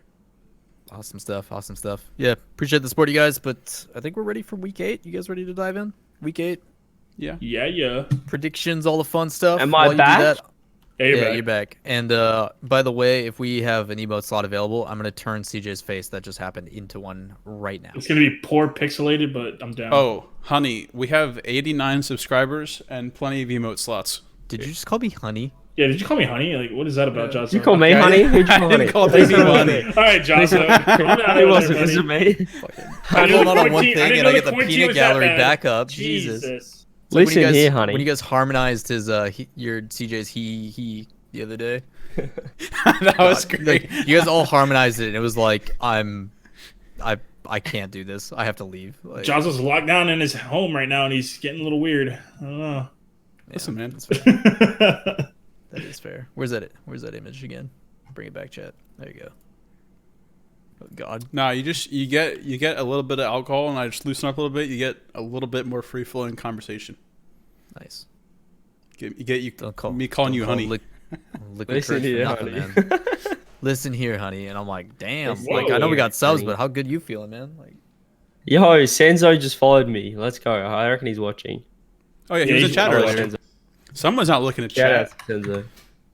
Hey, what do you mean? I literally have got 2 people. I've bullied 2 people into subscribing throughout the duration of this show through chat. Thank you very much. Shout out he to you, definitely man. has. He definitely has. It is not a White Claw. It is a Corona Shout out to Refresca. Mushty. It's a guava lime Corona Refresca. Not sponsored, by the way. Hit me up. Thank you. How do you feel about, before we get into, I don't know if you're still trying to set stuff up or are you good to go? Who's trying to set stuff up? You, I don't know if you're ready to go. Are you? I mean, I have Epic Pen ready to go. I have Week 8 NA because we're doing that first. As always, I have ready to. Well, wait, Then forget my question. I don't even care about it anymore. wait. Are you ready or not? Well, Just tell me no, to it's wait. not I'm me. getting That's mixed not. signals. It's not me. That's not ready. It's not me. It's you. Now I'm There- curious. Did they actually? If you're about to say what I think you're about to say, I don't know if anything is. well, I'm allowed to say because they do it every season. They changed the match schedule. I don't think it's public yet, so we can't do predictions Well, based we off we that. talked about that last week too. Like they usually confer with Gibbs to be like, okay, which statistically is going to be the most important matches. We'll schedule those to make sure that as results happen, they won't be useless, kind of things. So that's nothing new. I don't think the schedule is made public, obviously, but Okay. so be careful about that. But it's All right, so happened every season, man. Like we're gonna that's do nothing new. non-schedule biased predictions. Well, just assuming from Wikipedia, it's definitely not public yet. Okay. We'll do OC at the end, everyone. Settle down with your little Yeah, OC. CJ has a dedicated OC segment. If you Yeah, want I to hear do. from that, just give it My segment is at the Q&A section. it's right before. It's basically while everybody's thinking their questions. And don't got you CJ forget it, taking the floor. CJ. Don't you forget how we feel Hey, about OCE. it's my favorite segment of the show. I'll be real. There you go. Q&A? No, CJ spot. Oh. What? Wait, did I hurt your feelings? My bad. Let's predict this shit. Ooh. Predictions, go. First match of the day: Rogue versus Flight. Dude, I didn't know there could be so many pixels in this. Jesus, CJ. Here, I'm just gonna So Rogue versus Flight. This is a big contender for 10th place. You see it on Nalin, how literally the 50-50 on Nalin is between Rogue and Flight. You go to the match importance for those two teams. This is probably the most important. I mean, it's their last game, each of them, anyways. But this is gonna get heated real quick, especially if Rogue doesn't find their footing, if Rapid decides not to sleep again. I don't know, man. This could be a wild one. Obviously, they're both going to relegations, or at least they could go to relegations. Or they Bang. can be auto-demoted to RS. So this is a really huge match. Yeah, so between having a chance and Not having any chance, yeah. So yeah. it's going to be very spooky for these 6 players. CJ. I made the Now- emotes, and then he said meme words at me. I'm assuming CJ doesn't watch NA too much because he's sleeping or getting ready for his matches. So I I'll say- I watched during the week. I just haven't watched the last week. okay, well, I'll say But I- Rogue I has reg- had some pretty decent highs, but I've seen Flight be flat basically the entire season after the This first is 2 games. this is against the hardest Renegades. match ever to predict ever in True. the history of ever. True. I think, bro. I think you have to go Rogue. You have to go s- Rogue because yeah. of the potential, but how bad Right. do they win? Is it a game 5? Do they sweep? Yeah, no, this What- is a game 5. What Rogue are we going to see? You think we're going to see game 5 Rogue? This is They're gonna struggle? PKEU of week 8. Yeah, this is Is game it- 5. This is a solid game 5 Rogue just win. All right. It's the battle of who wants to lose more. Lawler, any quick notes on this? I know you're working on emotes or whatever. Oh no, they're done now. Honestly, it goes both ways. I think it just depends on which Rogue shows up. I think Rogue should win it, but there's always that chance for Flight. I don't know. This is Rogue's game to lose. Flight's gotten better, I will say that. So it could Yeah. definitely be a game 5. I think it's 3-2 Rogue, but I think I- it's Rogue's game to lose. Yeah, Agreed. Lock it 3-2 in. Rogue. Lock it in. G2 versus Susquehanna Sonics. Let's go. What did you just... Nailed it. You said that perfect. Hella Susquehanna. The bigger Sasquatch. The Sasquatches. Sasquatch. The tribal Sonics. There you Sorry. go. I can't speak on this one. so. Sorry, Shit, boys. come on, you can do it. I believe in the top 3. I'm going to go G2 3-2. And this is for Three, top I 2, believe. pretty much. If 3-1 G2, G2. if G2 wins, they pretty much could get top 2, right? If No, Sonics win, we they for have sure to win get top both. 2. We have to win both. We have You to have to beat win, you and Sonics. Okay. And if you go 1-1, you have to hopefully. There's probably some tiebreakers. You would for probably have to Energy beat loses to Sonics and then Ghost. hope Energy loses, right? I'm assuming. Yeah, Yeah. you have to Okay. beat Sonics to get top 2. So Sonics has to win to get top 2. If they lose, they have to hope G2 loses to us and hopes Energy wins, I think, maybe? If G2 Or go Energy loses? 0 I don't know. 6 and C9 go 3-0, C9 gets top 4. I think it's more like if Cloud9 just sweeps, they get top 4. Oh, wait, no, they need top 4 over Sonics. Never mind. Sorry, go ahead. I like G2 here, game 5. If it goes 5, I have a feeling Sonics will take it. Shock and OT. Pretty big beast. Yep. I think it's 3-1 G2 personally, but I'll concede.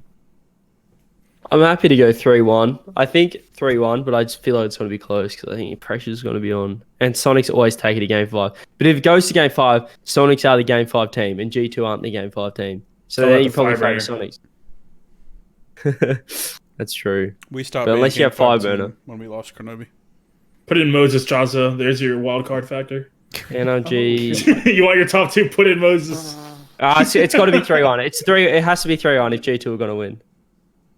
You guys haven't won a game 5 all season, as in you've lost one. We haven't won a game 5 since season 7. There you This is go. gonna be I want the to first go game 5 you win, Yeah, so why Jahzo. I start believe now? in you. Yeah, why start now? G2 either win 3-1 or That lose 3's got a 3-1. big dent in it. You see that? It's not going to be a sweep. I want to say that. Because you guys don't sweep anyone. That's a Ooh, beautiful- We swept close. Rogue. So close, man. So close. All right. Oh, no, you Lawler- swept Rogue.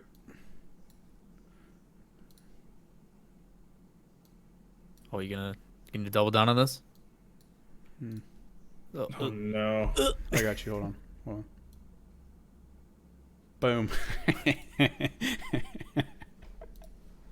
No one found that. That's funny. Just So I did. chalk it up, Jahzo. For some reason. Jahzo, just buy the program and then use Just it. do the line line. tool, man. Just do Is the that- line did you tool. cheat? Did you cheat last week when you did that? No, I don't buy. I haven't bought Epic Pen. I'm just not gonna read about it. I found that way too funny. All right, SSG United. I think it's 3-0, move on. Yeah, 3-0 done. yeah. If you drop a game here, Chrome, It's all over against G2. I don't care how many games we draw. As long as we win a series, I in the don't top tier, care. I don't care. I don't care. Listen, Listen here, Jahzo. I don't care. I didn't say Listen here, honey. shit. What? Because listen, as long as we get top 2, I don't care. I'm focused on the regionals. Okay, I don't Listen, any matchup my team has against SSG when Chrome and I are the coaches of the respective teams, it doesn't matter unless it's on a LAN. Because I've been wanting to stare down Chrome across the stage for like a year and a half, and I haven't gotten it, and I still won't get it.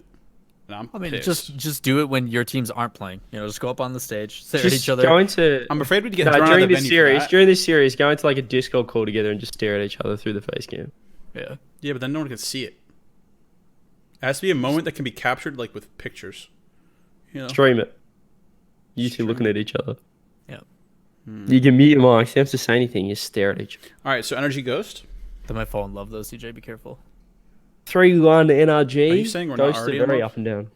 I'm sorry for inferring that you weren't. My bad. There you go, care. buddy. Yeah, I like.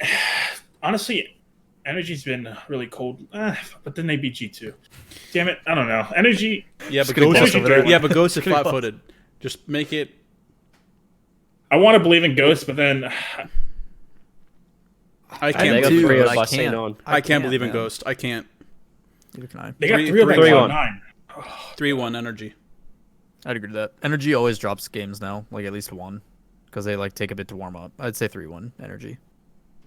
I agree. Playstyle wise, Ghost will look good against Energy though. Energy has turbo. 3-1 I or thought, 3-2. I thought that too against Cloud9, and then they didn't play. So Yeah, but Cloud9 also did 3-0 Energy, so That's true. What is this? I was What writing a is 3, that? but then I realized Chrome hasn't given the go-ahead, so I stopped writing the 3. yeah, I said Still 3-1 go or 3-1 Energy. All right. It's horrible. All right, Assuming- CJ Lawler, it's up to you guys for the next series. oh shoot. Space Station are going to win 3-2. It's going to be a Game 5 epic. Can't wait.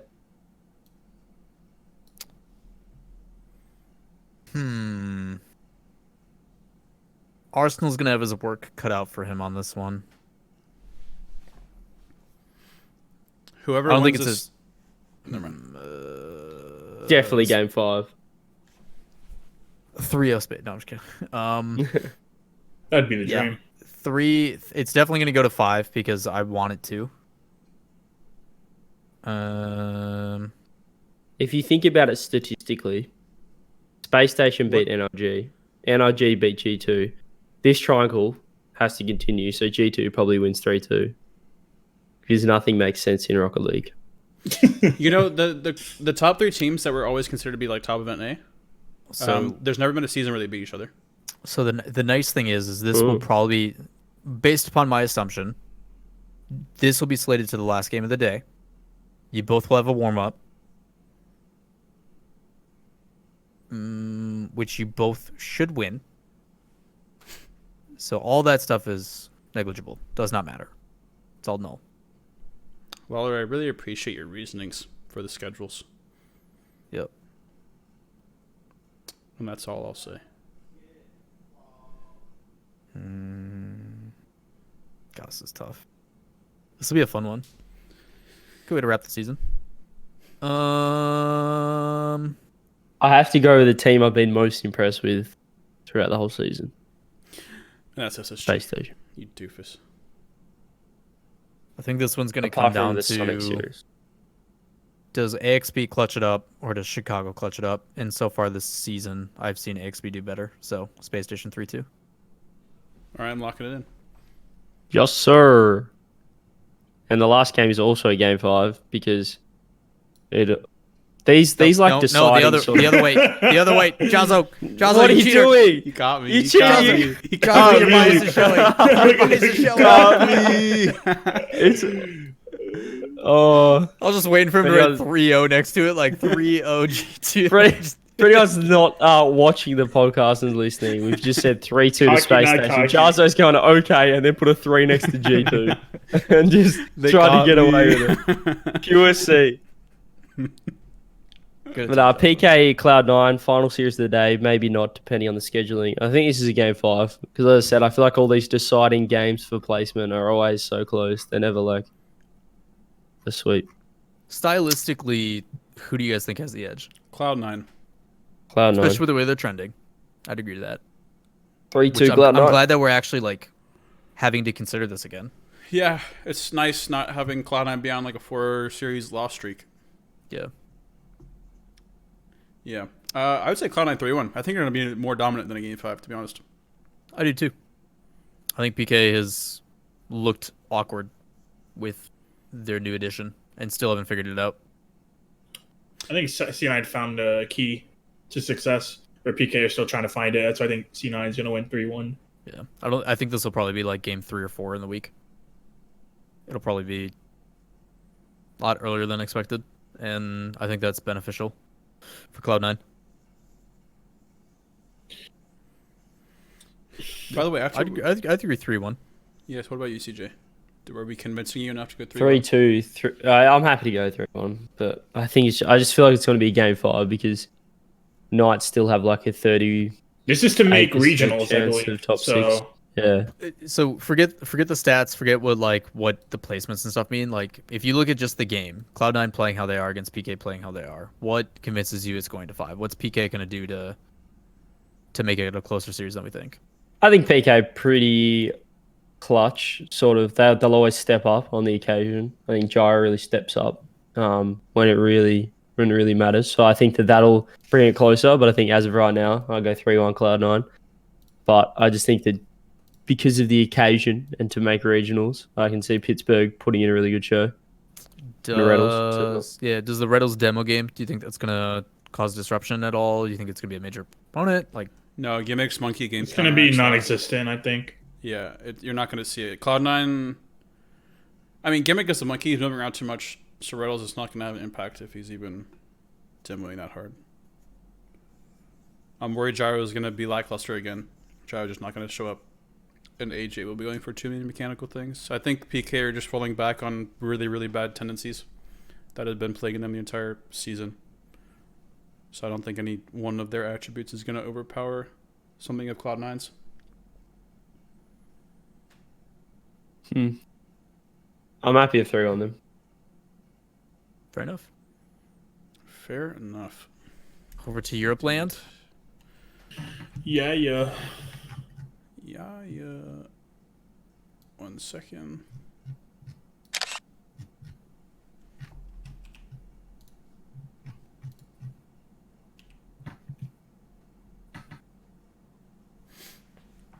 All right. Yeah, after we do EU predictions, we could go in now and use our predictions and see where things end up. Yeah. Because we basically I'm just down hard for that. predicted how we see the season ending While during you regionals. while you plug those in, we'll talk OCE. Mm-hmm. Woo! Just put up the OCE page while you do your other shit, Jahzo. Yeah, I'll pull the tab over. Yeah. Ladies and all right. gentlemen, welcome to the best segment. No, not yet. not We're still gonna yet. go through EU. You Well, idiot. Did you just skip over God, EU CJ, or is he memeing? I can't tell. CJ, what are you doing? Damn it!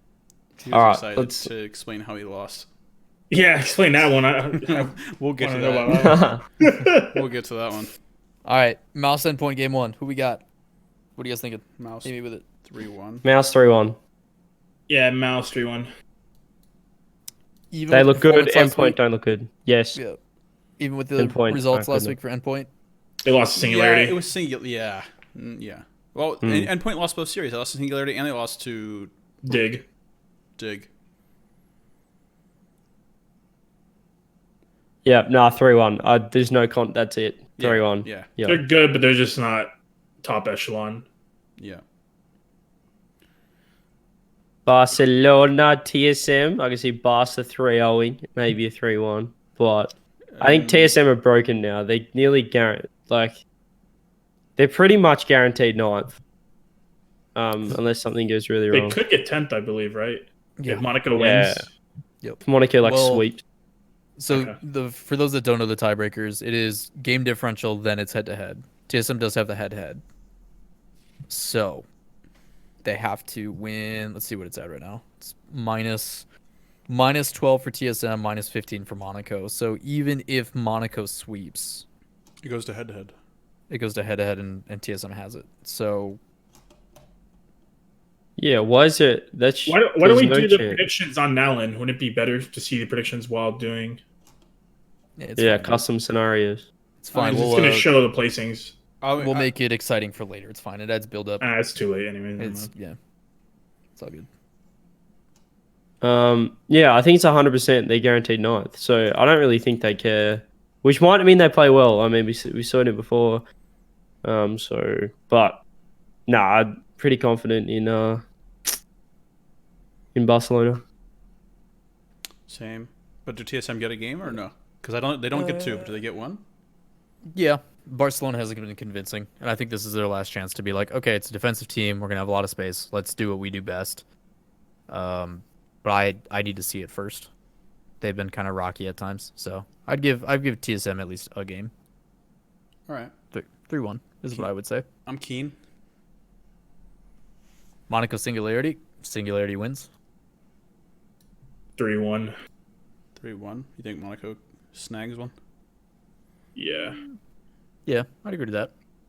I could almost see a game 5, but I don't think AS Monaco has it in them at this end of the season. Like, if this was a week 1 game, I think this would have got game 5, to be honest.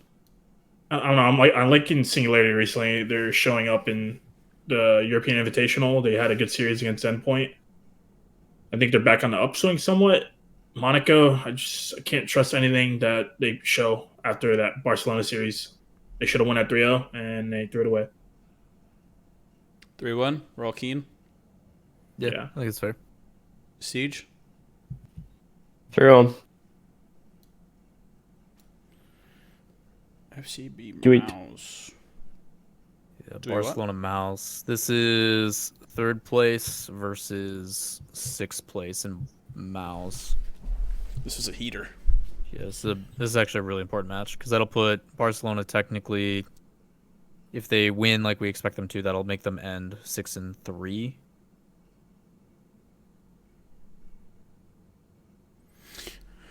Mouse would now be at that point 5-3, so they can. Oof. Yeah, Mouse tends to struggle against fast-paced teams, and Yeah. when they play against defensive teams, you actually get to see them shine. They 3-0'd Veloce, who's on the defensive team. Barcelona is, I would pick them as to be the defensive team. I like Mouse here. I do too. You like Mouse here? Yeah, Yeah, I like Mouse here, Yeah, I like Mouse. I like think 3-1. especially 3-1 with and the way- 3-0 for me. especially with the way Scrub has been feeling. I think we can see. Yeah, I think they've shown more. I think their highest is higher than Barca, if that makes sense. I have to give a game to FCB, personally. Mouse to me is that team that if they get outpaced, they can somewhat keep up, but if they can play at the same pace, they look good. Yeah. Or Barcelona is just, it's way too shaky. They're very If you guys hot had and to- cold. If you guys had to pick 2 players to look out for, one for each team, who would they be?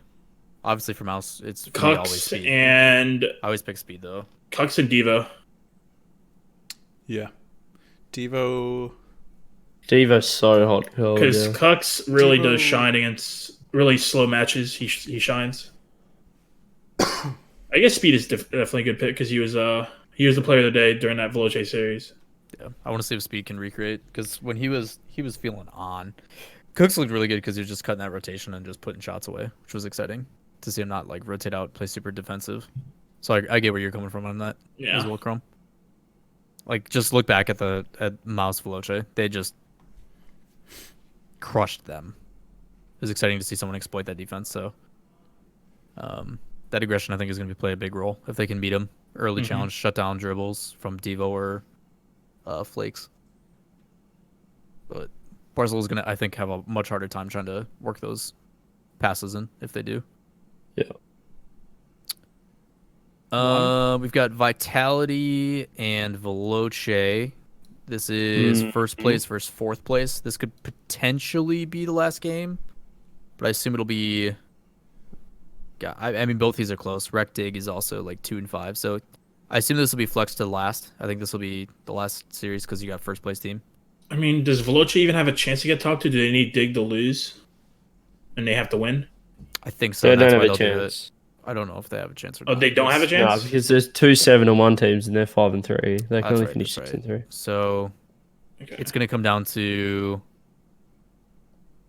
they'll probably keep it because does Rec have a chance to make? So they're 5-3. Vulture's 5-3. Game differential is the exact same. Oh my god. Okay, so I guess it doesn't matter which way they do it, just because whoever loses, whoever wins, like it's negligible. Both teams are trying to do the same thing. Whichever team like loses less or wins, it's gonna come down to game differential for who takes fourth. I just love Vitality right now. Yeah, Luchi's good, but I think Vitality is gonna get the same situation that like Vloche Dig to me just tells like a similar story. Like, it's gonna be, I think it'll be closer than people expect because Vloche will put up a fight, but I think Vitality is gonna just outwork them. yeah, I think Vitality's the best team in Europe right now. Yeah, I think they're. I'll go 3-1. 3-1, yeah. It's a good pick for me as well. I could see that. That's definitely like last match of the day type of. Yeah, I think you have to leave the first place team to last match. I think they switch it, and then it'll come down to Rec. How many games do you do it in, and do you move yourself up or not? Because it'll come down to game differential, and if that doesn't happen, so say they both go 3-1 or 3-2, right? Yeah. Then it'll be their head-to-head. So Vloche Rec, and that was super close, but Vloche won 3-2, so Vloche would keep top 4. And Rec would stay 5th. Yeah. Which is good. That's what you want. You want it to come down to the very last game. So 3-1 dig. 3-1 dig. Maybe 3-0 dig. Maybe 3. I honestly think it's a 3-0 dig. I think Rec's that. I'm not liking Rec at all. I can see me it. I either. can see it being 3-0. Let's do 3-0. Let's be brave. We always go 3-1. Yeah. Let's be 3-1s bold. are so safe. Yeah, Well, let's be they- bold. I'm down to be bold with it. Yeah. All right, I'm bold. Any thoughts before I lock it in? No, I I think think we're it's good. just.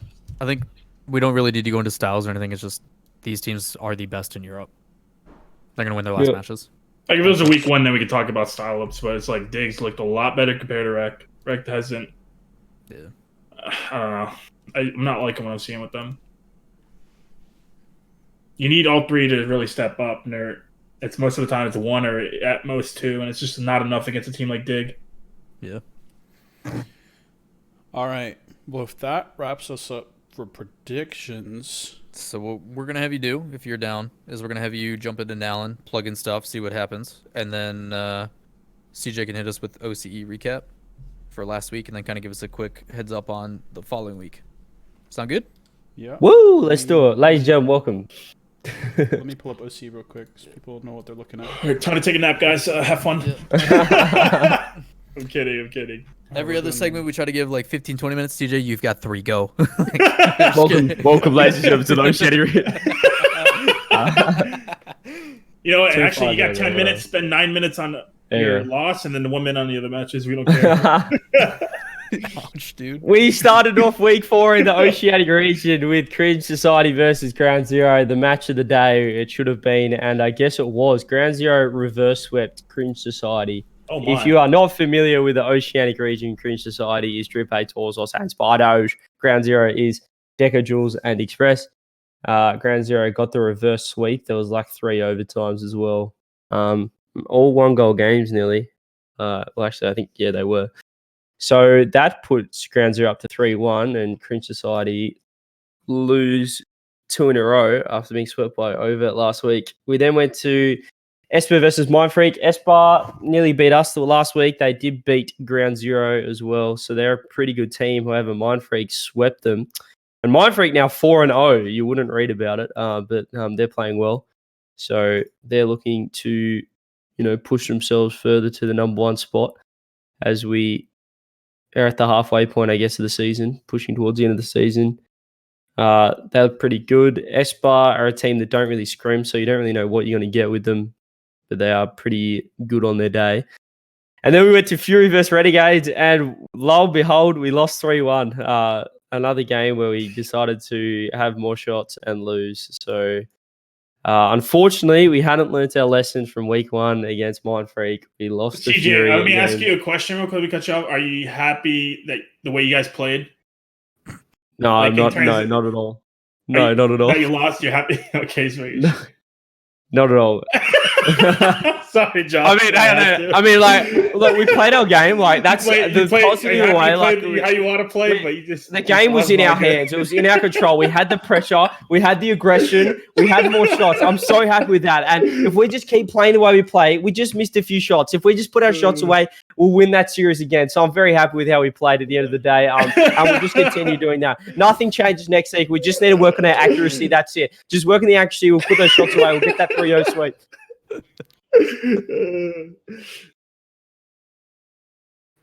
No, time out. Okay, real talk. All right, when Chrome loses all bragging rights, I need you both to put something on the line for that series. I need you both to put up like a bet or something. We can discuss that off, but like, we need to have you guys bet something on that. You have to change your Twitter pic to the Space Station logo. Lawler, all I care about is if we beat United, we get top 2. I don't care about us versus G2 because we care about regionals. And if they want to see us in regionals, we'll smack them down there too. listen, man. When Chrome at least you'll be able to participate in regionals this season, buddy. When Chrome gets shut up because he loses bragging rights, when his team loses to my team again twice in 1 week. I love how we're talking about OC. We still making about NA.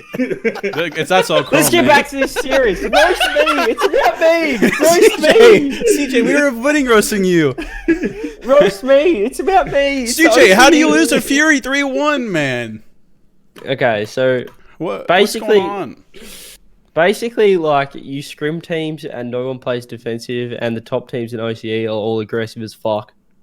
And then when you have to actually set up something instead of just like letting it happen, we just fell apart. And so we done some intensive reviews, and we will try to be more structured against these teams because you can't.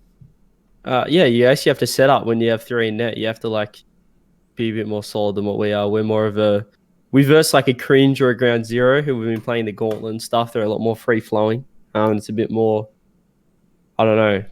But when you like having to like bat, you know what I mean? Like when all of a sudden it slows right down the game because everyone's sitting in net, you have to actually like set up behind each other and make sure you spread out. And we just didn't do that. And we got counterattacked a few times. So we thought we learned a lesson against Mind Freak. We fixed our kickoff goals. We're not conceding kickoff goals, so that's a positive. But we still have some work to do. Moving into the next time, I guess, we come across that situation. But Canberra having 3-1 to Overt. So there's your standings if you scroll up. Mind Freak 4-0. Ground Zero are 3-1. Us and Cringe and Fury all on 2-2. Around there. And then Overt, Espa and Canberra all 1-3. So it's pretty close to like there's not really. It's interesting because we sort of expected a top 3 of Ground Zero, Cringe and us, and now we've sort of got an open playing field at the moment. We're moving into next week. We have week 5. That is the third last week, as we only have 7 rounds. We only have 8 teams in OCE, not 10 like these other legendary regions. Canberra play Espa first up. Canberra's looked okay recently. They beat Mind Freak yesterday in a tournament, so maybe they'll show up and get their first win of this. Actually, no, they beat Over last week. Never mind. Moving on. Renegades versus Cringe Society. This will be a good game. Looking forward to playing Cringe. We've played them a few times in gauntlets and stuff. This will be the first time in league play, and it'll be a big game for both of us because we're both 2-2 at the moment. So I think you could get this win here. I believe. Yes, I don't think Cringe can sit in net, so we are used to playing Cringe, so we should be fine. At Jahzo, we should be good with that play style, that aggressive. As long as we play, as long as we play our game, I'm happy. Whatever happens. Mind Freak versus Fury. Although Fury beat us, I still think Mind Freak should win. They're 4-0 right now. They're on a hot streak. Ground Zero should beat Overt, even though Overt 3-0'd Cringe a couple weeks ago. Ground Zero looking pretty good after an early shaky scare. They're looking pretty solid. So it's a pretty big week. Obviously, Us vs Cringe is probably the game of the round, as both teams aren't going as well as expected. So tune in for that. That's 10 a.m. AEDT. Everyone's at home right now because of the corona. So you should all, no excuses not to watch it. Tune in. And I won't lose this week. I hope you don't lose this week. Did you say that last week against Fury? Sorry, I had to. Wrong. Wrong. All right, no, okay, real talk though. If Yep. you felt that you improved and you're getting closer to beating certain teams that you wouldn't normally beat, can you really say that you're not happy with your performance? Jahzo, you Yes. said this season 7. That you said that same phrase season 7. We lost playing how we wanted to play, so that's why I made the joke. It's Because season You 8 had we your lost, season 8. not how we wanted to play. Hey, Jahzo, What's up, buddy? can you pull up Nalin for us? Yeah, of course. My man. Jahzo screaming.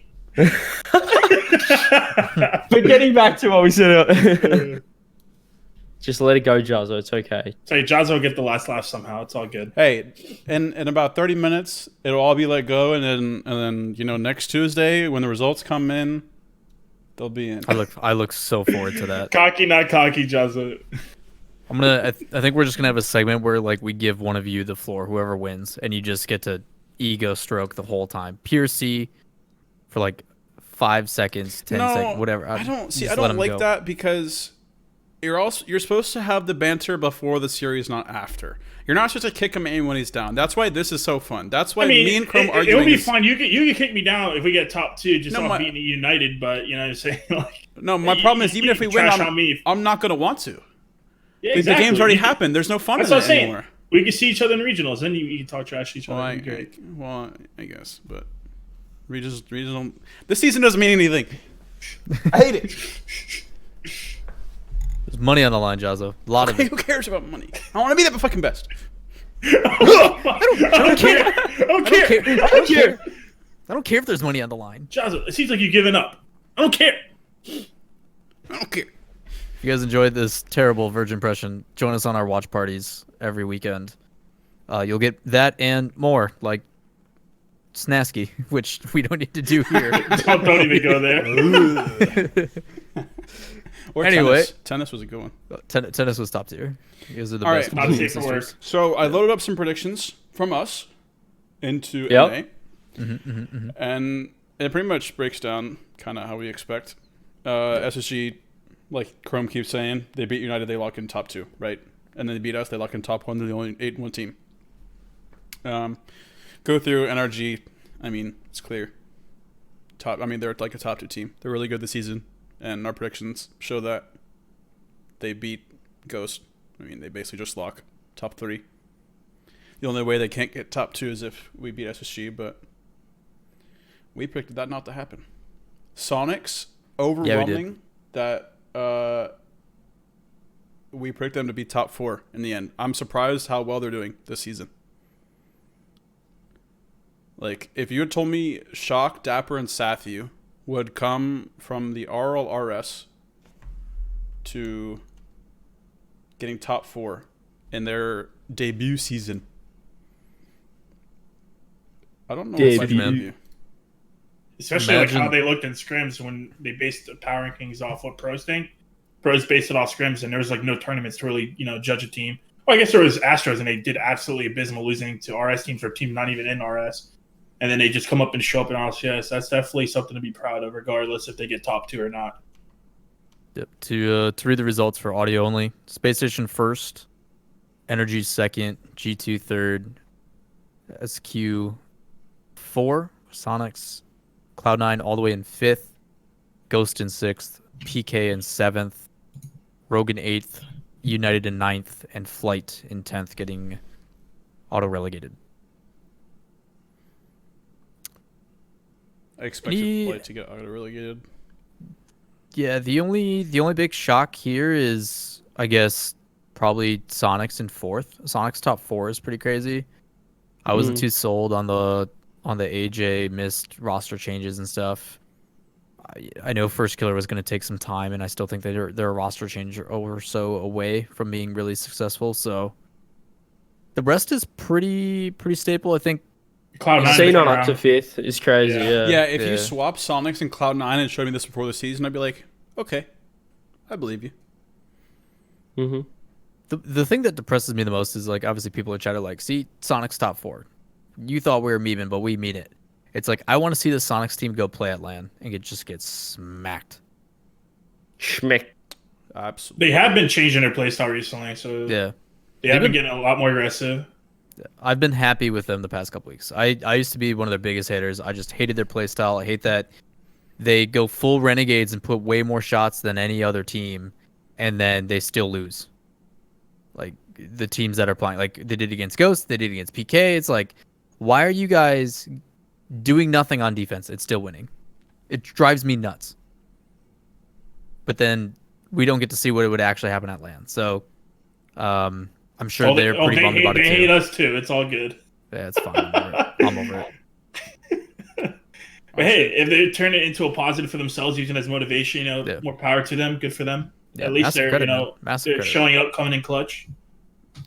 I'm just gonna say Shock is good. Is super buff in game and out, and has a very durable backpack for Game 5 OTs. I'm excited to see. I just want to see that team play on LANs. I really want to see them play at LAN against international competition, open qualify. Like a DreamHack with the teams right now would be so good to watch. How can you be excited for something that's not going to happen? It's called wishful thinking, Jahzo. Like you using your brain, you wish I had scumbag. that. Whoa. Yeah, I said it. Whoa, holy Whoa. What the whole Are you muted? Is he lagging or is he? Someone said do MVP talk. We already did that and it hasn't changed. Yeah, it really hasn't. Yeah. Shock for NA, Astral for EU. Yeah. Yep. Like even if Sonics don't get top 2 just for the season they have, you kind of have to give it a Shock. I mean, Oh yeah. I don't know. I would have said either JNAPS or Arsenal, but AC's been having a hell of a season. Like Turbo's been having a hell of a season too, outside of his defensive mistakes, but he's been scoring a lot for that team, which no one would ever predict. I mean, That's there's Turbo. really good candidates on all the other top 4 teams, right? Yeah. For NA at least, like AXB, Arsenal, good candidates. Turbo, like you said. I'd say Rizzo would be up there Nah. if we didn't lose the past 2 weeks. No way. No way. No way. JNAPS has been so much I better. love JNAS. No, Yeah. Yeah. JNAS is for me the That's the problem with society. They should- We I don't need to wanna- focus on JNAPs. I don't want to talk about stats, Jahzo, but if you look at stats, like it is, you cannot give the Rizzo worst the thing MVP. about Rizzo's stats. Rizzo is the most second lowest rated player, stats was. The in most the impact region. Rizzo has is not counted in stats. And I'd agree to that. But like bumps aren't going to give I'm you. not the MVP talking this about season. bumps. It's not even. I'm his not setup, talking about dude. bumps. Listen, His setup and his aggression on offense. This is leads to something- so many opportunities. this is something I've had to like deliberate over, to just in case sometime Rizzo just breaks down and like freaks out. Why does he have such a bad rating? I have to know what to say. And the biggest thing is if you look at his midfield presence in our transition game, it is great. And none of the touches in transition game get counted for any stats. There's no defensive transition game stats, and there's no offensive transition game stats. Like if he's countering a counterattack, as weird as that sounds, he doesn't get any stats for Octane GG. He doesn't get any stats for the game scoreboard. Any bumps he gets after being a first man, any boost steals, no stats. Like you're taking his bread and butter and you can't display that anywhere. There's no way to account for the stuff he does well in his rating. but you also got to take into effect the clutch factor, and JNAS has been super clutch in comparison. And being clutch is a really big thing for being an MVP in my eyes personally. It goes both ways. Like, do you rate the guy who gives the opportunities more, or the guy who puts them away more? Like, what do you? And that's why there's a. Jahzo, I want to keep. Let's get back to that. I want to. Every player does that though, and they still do other things. You just read Like, that thing if- that Tanky just because- said, and that's where you're getting that from. You Okay, but I'm just saying, like every other player that's like down towards the bottom is also like, is Rizzo just completely the on one out? Because everyone else who's like low rated, the lowest top 10 are probably my lowest top 10 in NA, just visually of watching as well, of how they're performing. Like I know he does like a lot of those great things, but I think that there's a lot of other players that could do that as well. Like there's like every other player doesn't get stats for their setup in their midfield game, but they also are able to push forward and create those assists. Like I don't understand that's this is the bread and butter, problem but with the I think there's a stats. lot Is of players because who can do that you as can't well. see how well Rizzo is doing those things because there's no stats tracked. What I'm saying Jahzo, is, we see where you're coming from, but he's an enabler. Yeah, we agree with you there. But I feel like if you were to take Rizzo out of the equation and you could put any other player, I feel like you guys would still have a great season, in my opinion. Because you got Chicago, you got JNaps. JNaps, disgusting clutch factor, doing a lot for the team. He's always like the one that's really like visually appealing. I don't think any of us want to discredit what Rizzo does because Rizzo's doing a great job. Rizzo's doing a great job. I'm just feeling he's like playing so fucking well this season. Yeah, but you could replace him pretty much. You know, like I don't know about that. I don't know that that's true because I don't know about that. You should know as a current North American coach and manager what a roster change would do to your team. Oh yeah, I understand that, but like in terms of MVP performance, he's not doing an MVP performance in comparison to someone like JNaps or Shock. I don't know. Rizzo has a very unique style to him that I don't think many replicate. Which is what I'm trying to get at because CJ, those stats that aren't being tracked. Dude, fuck stats. Stats are irrelevant, man. Like Okay, straight no, up. well, like, that's my point. Is these things that Rizzo are doing? Like you can say that other players do the same things, but how well he does them and in what quantity is how you attract it through stats. Like you can't track it through stats. That's why you can't quantify Rizzo's dominance in his positives. Jahzo, I will say, despite me agreeing with you, I still don't think he's the MVP.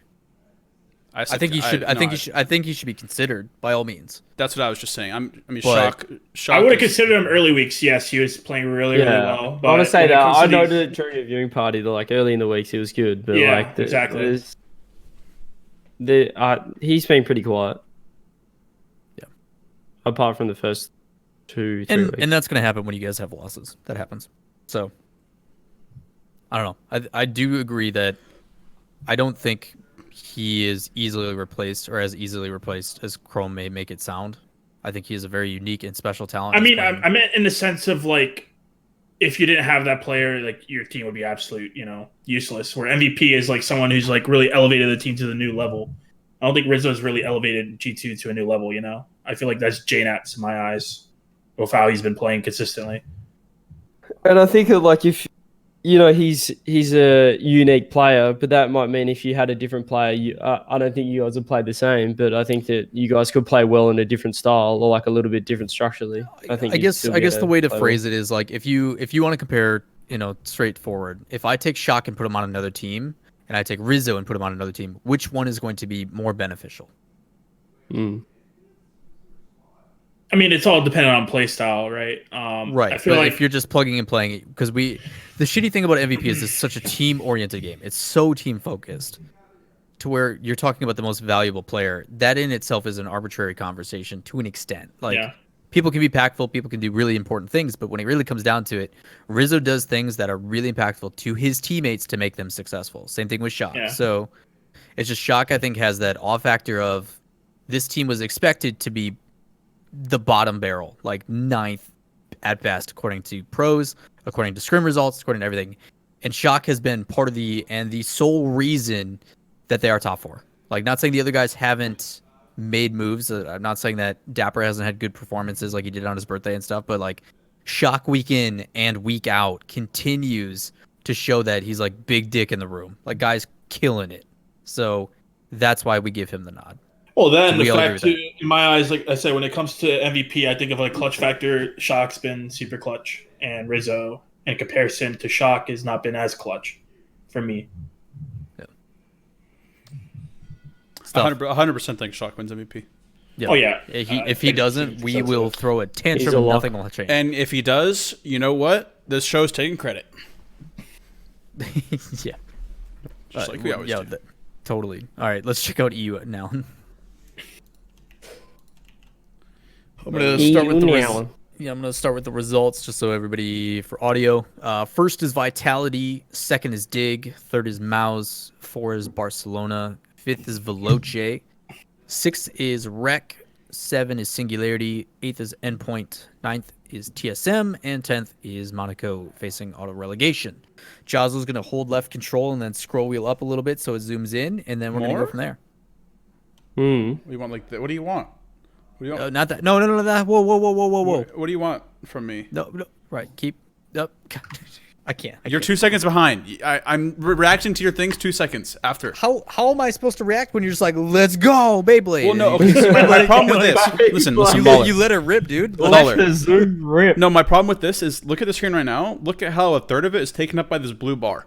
Yeah. Scroll down. Just one at a time. One little tick. All right.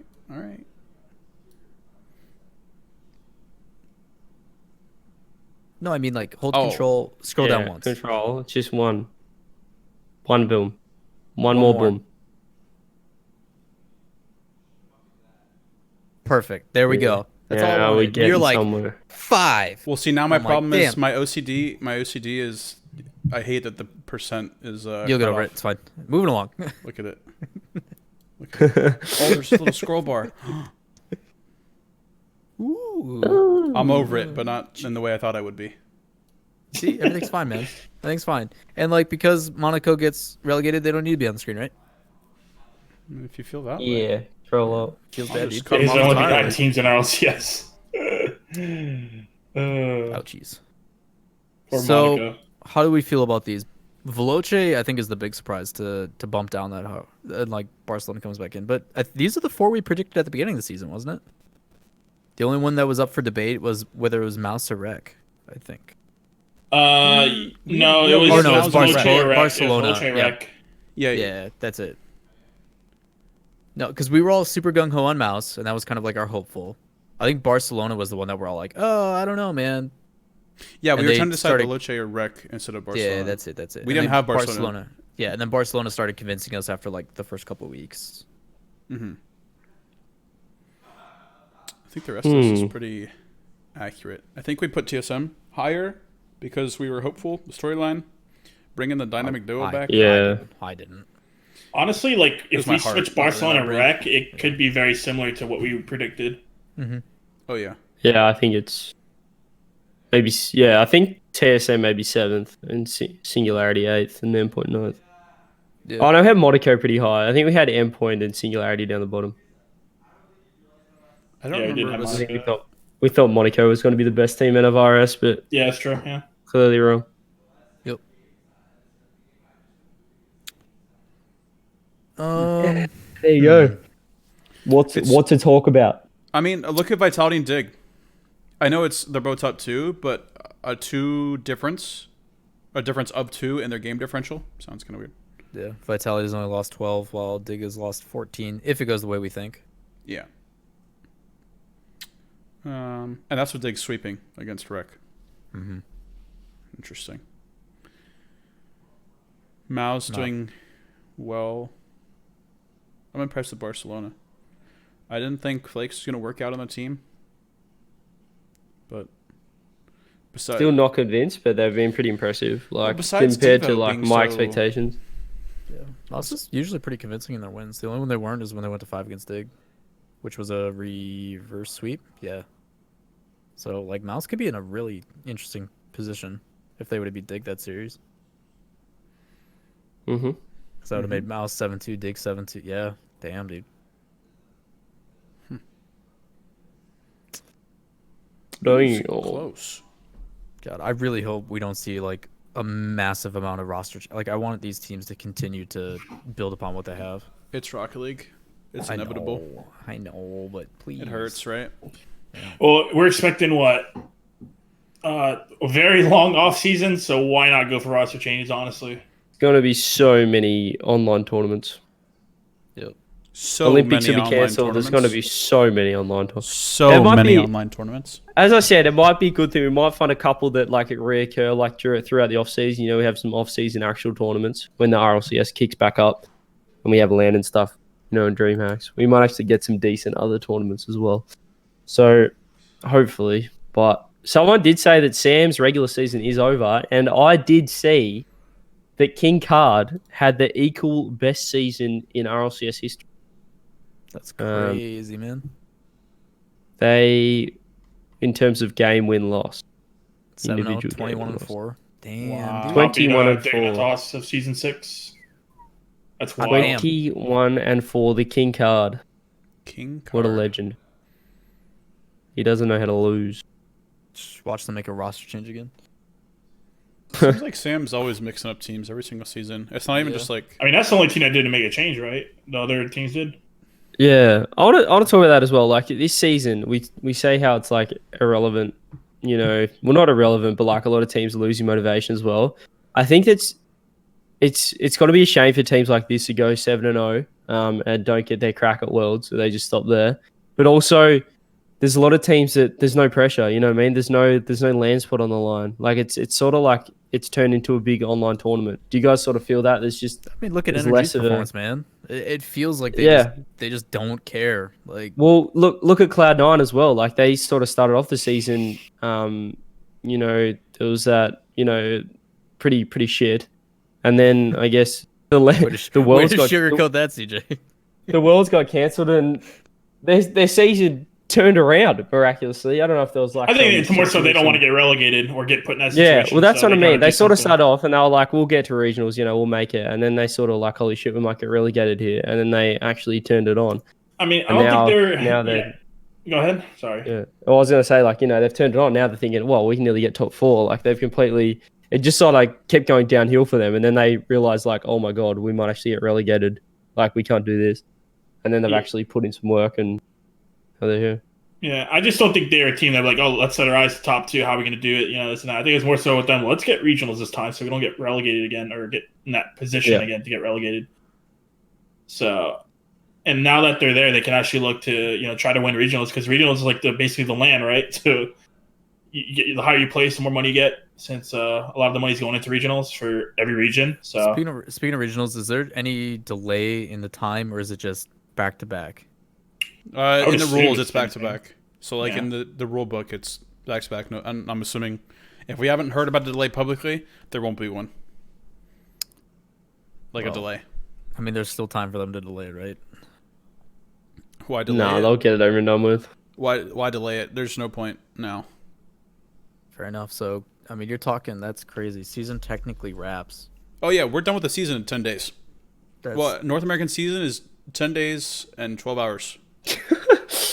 Everyone's going to be watching OCE, baby. We've got a few more weeks to go. OCE, Tune baby. in. It's got to be on the main Rocket League channel. Lol jokes. They don't do that because they're too scared. That's so crazy. But yeah, I think it's the same with I don't know. I just think that this season, because there's just no pressure on a lot of teams, I think that a lot of teams are playing better, playing up to what they would if there was more pressure, world spots on the line, stuff like that. I think the top teams are playing pretty similarly, but I think some of the lower teams are playing a lot better. But at the same time, there's no world, so you don't get to prove anything either. It's just a bit of a nothing season because there is no worlds on the line. There's no pressure on teams. So you've got some teams playing better, but then there's no way to prove if they're a good team a lot. Like Sonics could win NA, and the next season they don't even make top 6. You know what I mean? There's no way to say how good they'll be. This is where my outburst stemmed from earlier. It's like I really don't care about the money, so this season doesn't mean much for me. It's like, how can you prove you're the best? And if your goal is to make sure you're the best, how can you prove it if there's no worlds? You prove you're the best by being consistent. I mean, it shows with teams like PK and United and G2 and Cloud9. I mean, you know what I mean? Like G2 had a stellar season 7. Non-existent season 8, and now they're back in top 3. If there's no world stage to take everything you learn from the season and all the work you put in the season and put it on the world stage, because that's what happens. You literally get put on a stage in front of 200,000 people, and that's not going to happen. And you have to show your consistency. You have to show that you brought your performance to get top 4 in your region, and show that you're better than every other team. But I just think it's fair to say when you go to a new season, your past doesn't really, write what's going to happen in the future. It's up to you to, as a team, to really progress and get better. And you guys obviously have shown that. Cloud9 is still mid-season working on it, and some teams have regressed in that with United and some EU teams. So It's going to be this is really going to show who the best teams are, the ones that can stay motivated during the off season, the ones that can continue to improve and grind even though there's nothing going on, right? Like hopefully online tournaments, like I'll be doing my best to get stuff up and going and securing funding for Brawl stuff, and Brawl may not just be captain draft anymore. It's going to have to be invitationals because you guys need stuff to play in. So there's going to be changes that are going to have to happen from a lot of tournament organizers in general, and just trying to find things, because it's one thing to have someone like you guys speaking to Jahzo and Chrome motivating your teams from behind the scenes, but at the same time, like, it's going to be real easy to just fuck off and do whatever. Like, obviously take your break, enjoy your time, but the ones that really hunker down and grind, and luckily we literally all have to bunker down anyway, but may as well. I mean, content creators. You got to look at it like this. Everyone complains and this and that, but at the end of the day, we're all under salary. We're all making good money. At least some of us. So that's motivation itself. And oh no, how did that statement get turned into a dig? Sorry. What? Sorry, CJ. And is that pure C?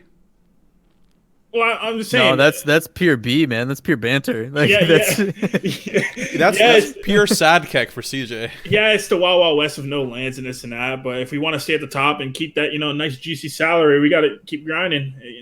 At the end of the day, we're paid to be pro players, pro professional coaches, pro teams. We got to show it. For any pro players that are listening or watching this show right now, the off season, if Olympics gets canceled, is the best time for you to build your brand, make some content, make some money. Everybody's going to be self-quarantining. They're going to be vibing for some Rocket League, and you should give it to them, right? You think the views on RLCS are huge? Check out YouTube. I casted professionally for 4 years on the main broadcast. I was on the front of that broadcast every single weekend. More people in game recognize me from John Sandman's videos. In game. That's the kind of reach those guys have. It's unreal. There you go. Word of the wise. People only know me from my roast with Sizz, and then my professional career, my professional coaching career. I know you from our pillow fight. Wait, what? Whoa. What the? All right, let's change topic. Let's get into Q&A time. Let's move on. All right, guys, we got 15 minutes on the board. We're gonna go on time today. On time. Look at us go. I'm so proud of us. But we're gonna give you guys submit questions. I'm gonna read the very last one. I don't care if there's extra ones in the chat, but if we hit 12 p.m. my time and there is more questions, we'll read one more and we're done. 12 a.m. Yep, my bad. 12 hours of Q&A. Let's go, CJ. That'd be rough. But yeah, if you guys have questions, tag myself, tag the show. We will get to them. First one on the board. Plans for the show post regionals. We will still get weekly shows, maybe more centered on philosophy and other tournaments. I think so. I think it's a great idea. Depending on what the guys' availability is.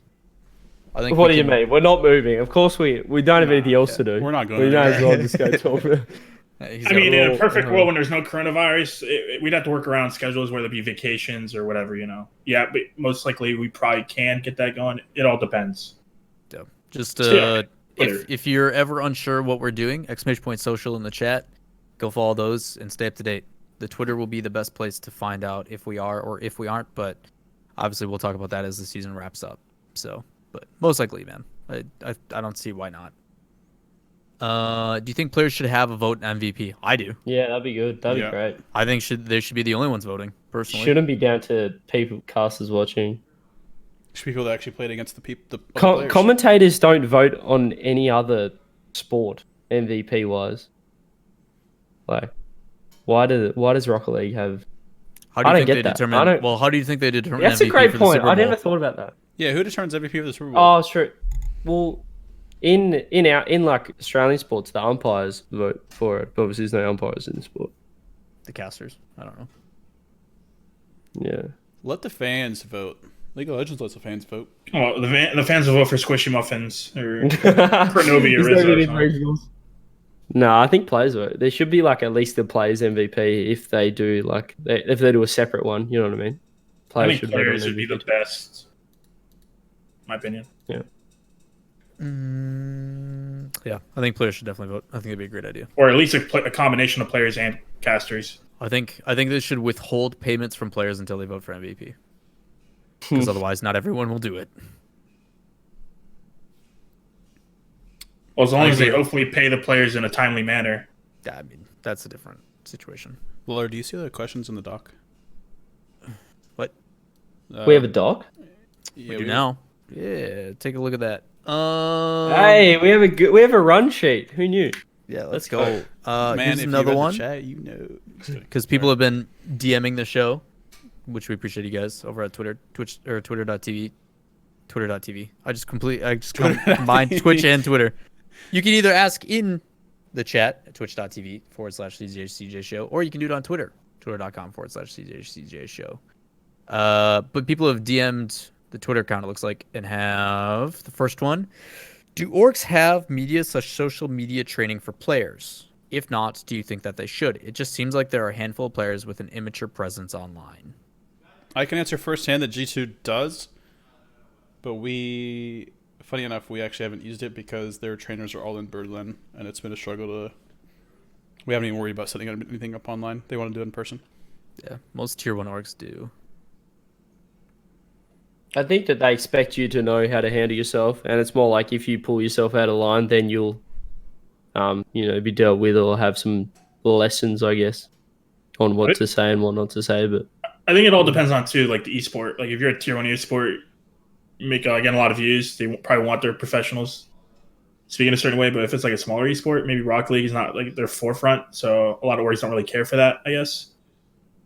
Some even have mental coaches or psychologists that they get. Like Dignitas has that. Not a lot of orgs have that. It's the same thing in that field. In the last show, Land League play was brought up, and the difficulty with ages. Do you think raising the age limit to 17 will help make that more achievable goal? I do, but it won't happen. It's too late. yeah, Because players are able to compete at 15 and that precedent has been set, we will never see that change. Because then you just can't. it would have been ideal if they had it, but yeah, can't now. You can't. On Stream Flicks talked about pressure being less important than possession. But you guys emphasize how successful teams apply a lot of pressure. Do you think possession versus pressure style explains the differences we're seeing between NA and EU this season? What? But like possessing the ball versus pressuring on offense. Yeah. So like if actual you have ball possession, like not necessarily possession meaning you have the ball in the offensive half, but possession isn't like taking position like back half and controlling it, right? Rather than just like shot, but like you're dribbling it out, you're having controlled passes instead of just like boom it out, then shot. I think is the difference between those. I think possession is very hard. If you have a team that knows you want to, like, I watch a lot of the EU players, and they say like Flakes is extremely predictable because he is that all he wants is possession. Like I think that once you get figured out that you're trying to control the ball in defense, it's very easy to just get a quick dunk or something and then control. Like if you're gonna lose the ball, you're better off losing it in the offensive half than the defensive half. So I think that the pressure style is always going to be better as long as it's done right. I think possession is very risky if you have a bad 50 or something. So I don't know. That's just Flakes' mentality. I think it's just having the perfect balance. I think of like Rocket League as like a fighting game. Like no one's gonna play the way you want them to play or what you expect them to play. It's just how it is. And with him, he just thinks everything in his mind is right and everything that everyone else does is wrong. And at the end of the day, no one's gonna have that same intellect. I guess if you think you have that high intellect, and it's always gonna be different when you play pressure-wise, defensively. Like teams are gonna play different. It's just how it is. You can't force everyone to play the same. It's not going to be a chess match. You have 3 players that think differently at different times. It's not going to work. You got to have a balance. What are your thoughts, Jahzo? I mean, we play a pressure style. I think, I don't know. There's like a balance of a team having both possession and pressure. Like you have to recognize when you're going up against a team that is susceptible to the pressure. But then you also have to be able to be wary of when you need to control the ball, take possession, and then build the pressure, even against teams that handle the pressure well. That's fair. So I guess the best examples I can give is I've seen numerous times where pressure styles have been beaten. Case in point, Space Station getting constantly pressured by PK, and they learn to challenge it early and then follow up with a guy behind to win the 50. You've seen the opposite happen even in like Cloud or not Cloud, Energy versus Dignitas in the World Championship Season 5, where Fireburner primarily went for possession, and it worked. But then Turbo figured it out and challenged him early because it was super predictable, and it fell apart. So, as everybody else has said, like, it is not a one-size-fits-all. Like, there is moments, and this is why, like, when you teach or coach or anything, things are always situational in Rocket League. The game plays super fast, and one size will never fit all. There's going to be circumstances when things do work out, and it is better to hold the ball. But if you're constantly being challenged every time you touch it, yeah, you might need to flick it a little bit sooner instead of holding on to it, instead of forcing the 50. Like, it can't just be one or the other. It does not work. So, maybe that's why we're seeing stylistic differences, possibly, which is the tail end of that question. But I think we're seeing more of a difference just because of the mentality behind it. You know, NA's always kind of focused on mechanics, while U's always focused on pass. But U's playing a lot slower, I would say. I don't know. What do you guys think? Slower is a harsh word. Like stylistically, like they are definitely playing on the back end more. I think they're just all over the place. That's why they're on defense a lot. I think it's hard. It's easy to think we know how to analyze EU or any region in particular until we actually see those regions go up against each other, especially since we have a bit of a bias. We would be better analyzing EU if we actually got to see them play NA. Or OC, or SAM. Or Sandrock Gaming. Which we are. A little bit, but... Because, like, calling them slow... Slow is just a very generalized term, I guess. It's not that they're slow, it's just... Yeah, it's generalized, and it's relative, it's relative to their passive current better? games. Like, is passive better? Like, I don't know. Well, you look at Dig as like the quickest team, and then you Sandrock, who's actually just like, let's just play fast as shit. They're like, they were outpacing Dig that whole series online. So, and Dig's like the most NA team in EU in terms of like passing plays and stuff. So, I mean, I don't really think it's like biased. Like, it's all subjective to what we think philosophy wise, like what I think of how the game should be played, and then what teams do well. Obviously, like, can't make every team play the same. Like, I don't know why Flakes thinks that. Going back to that topic, but in terms of like synergy and the three players, like how they play, whether it be aggressive or defensive, like just seeing how they're doing things right and wrong. I don't think it's really biased. That's why I don't think EU is playing too hot, because I feel like they're just all over the place. I mean, it's the same with NA. Like the lower half of the teams are kind of all over the place as well. I just think with EU, teams are more defensive. No one's really challenging passing as much. Where NA, you're not really allowed to pass with the high level teams. The high level teams won't let you. Which is why you see Dig and Vitality at the top, and we're talking about how good they are, because they're doing well on both ends of the field where the rest of the teams aren't. And that's why we just make fun of the other teams, because it's just really boring matches. In our opinion. In our opinion, yeah, but... Yeah. All right, we're going to rapid fire through these because we spent a lot of time on the DM questions. You guys ready? Yep. go. Right. Do you guys think Middle East will get added? No. Hopefully. Probably not with Psionic's track Not record. on their own. When do you guys think they will? Maybe add him to EU. Lumped them to EU, yeah. That sucks. It sucks, but... They're going to be forced to play through rival series for a season and not get a chance Land to league play. play. Add him to EU. What do you guys Land think league play, best bring them to EU. what do you guys think is the best format for Worlds? 16 teams, 4 groups of 4, 2 weekends. Do Yes. like how the Olympics is doing, and have regionals for the different regions, and then have your group stage and into bracket, Yeah. into single limb, Yeah. or whatever. Mm-hmm.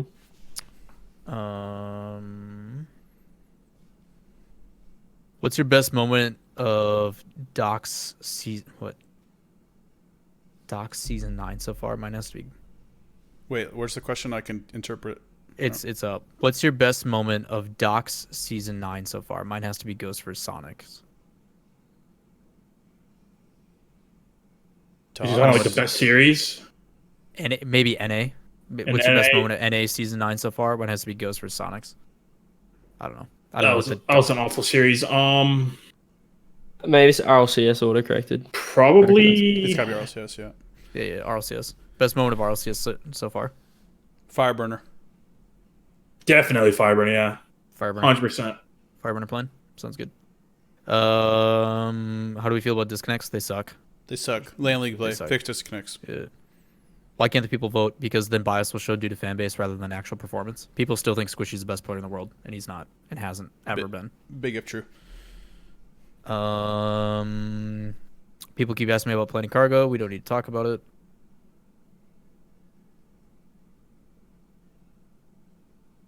Strangest disconnects aren't your fault, man. It's just servers. They'd be fixed if they had dedicated servers in a LAN League play. That's all we're saying. It's not the admin's fault. Do you guys think TEI should be getting more support from Psyonix? Yes, everything should be getting more support from Psyonix. They don't tweet about it.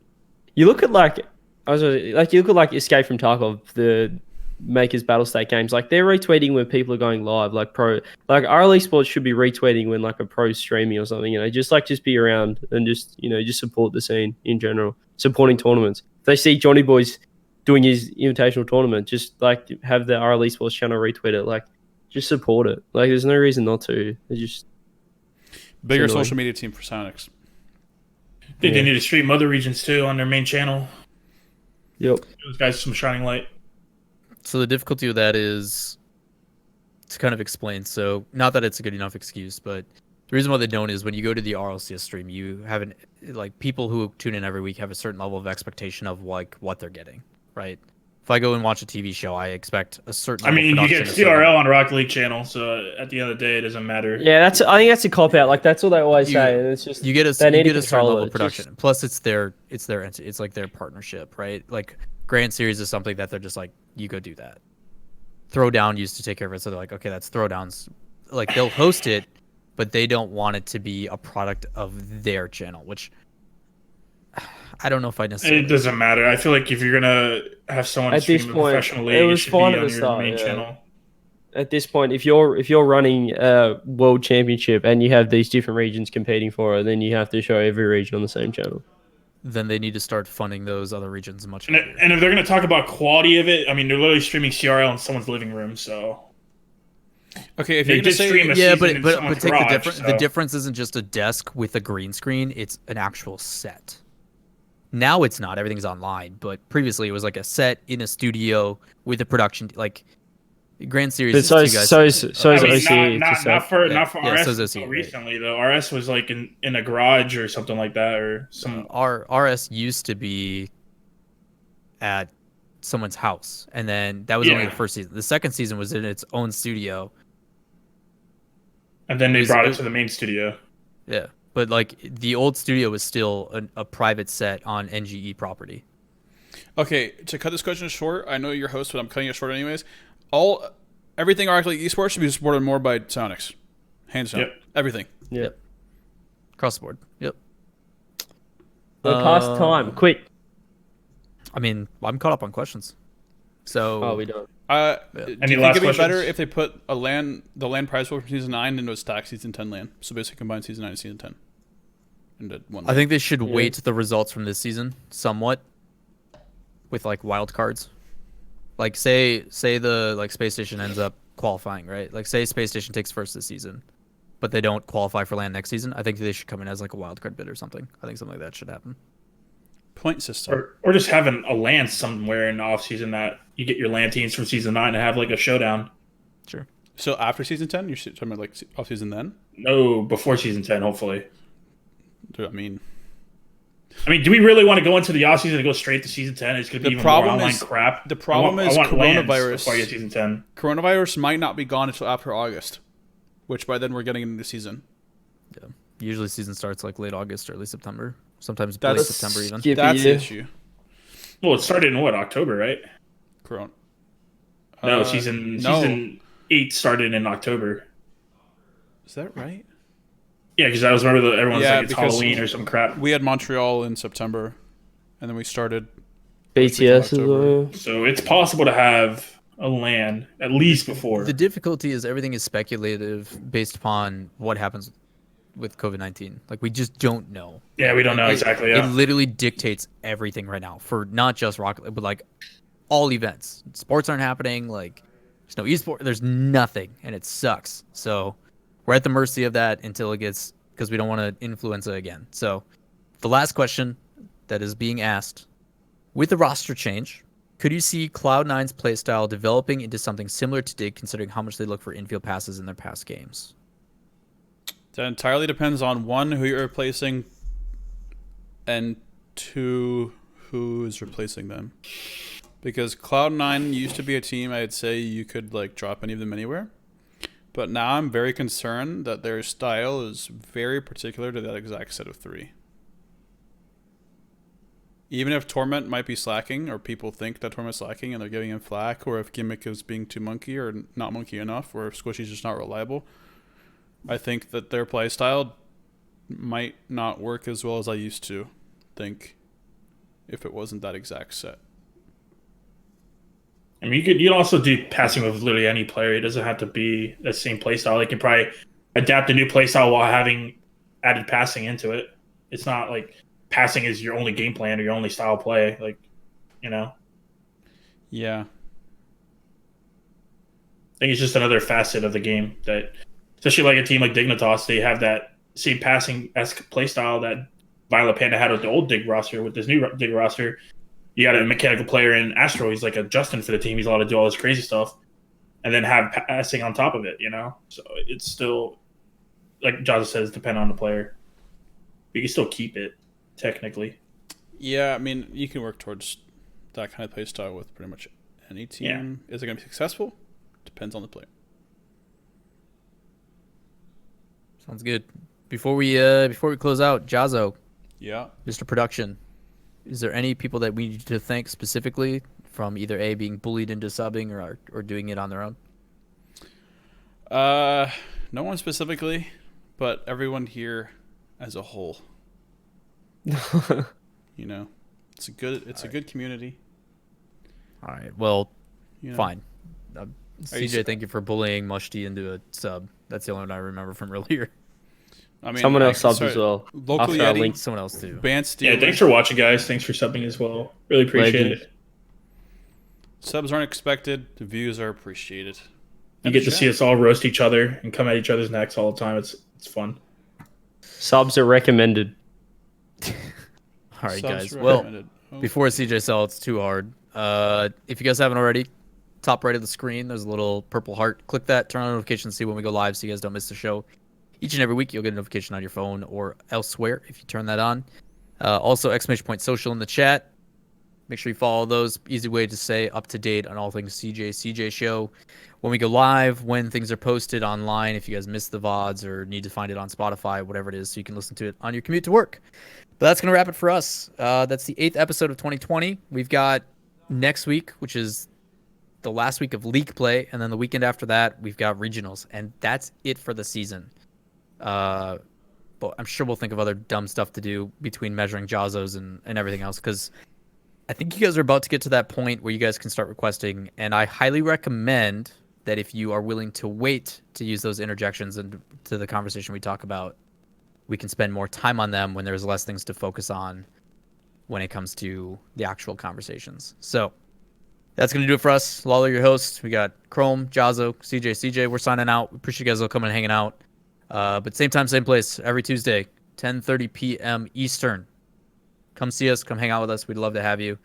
Keep those questions coming. Don't be afraid to DM us on Twitter on the CJ Show Twitter as well, so we can get to him here. But we are out of here, guys. Hope you guys have a fantastic night.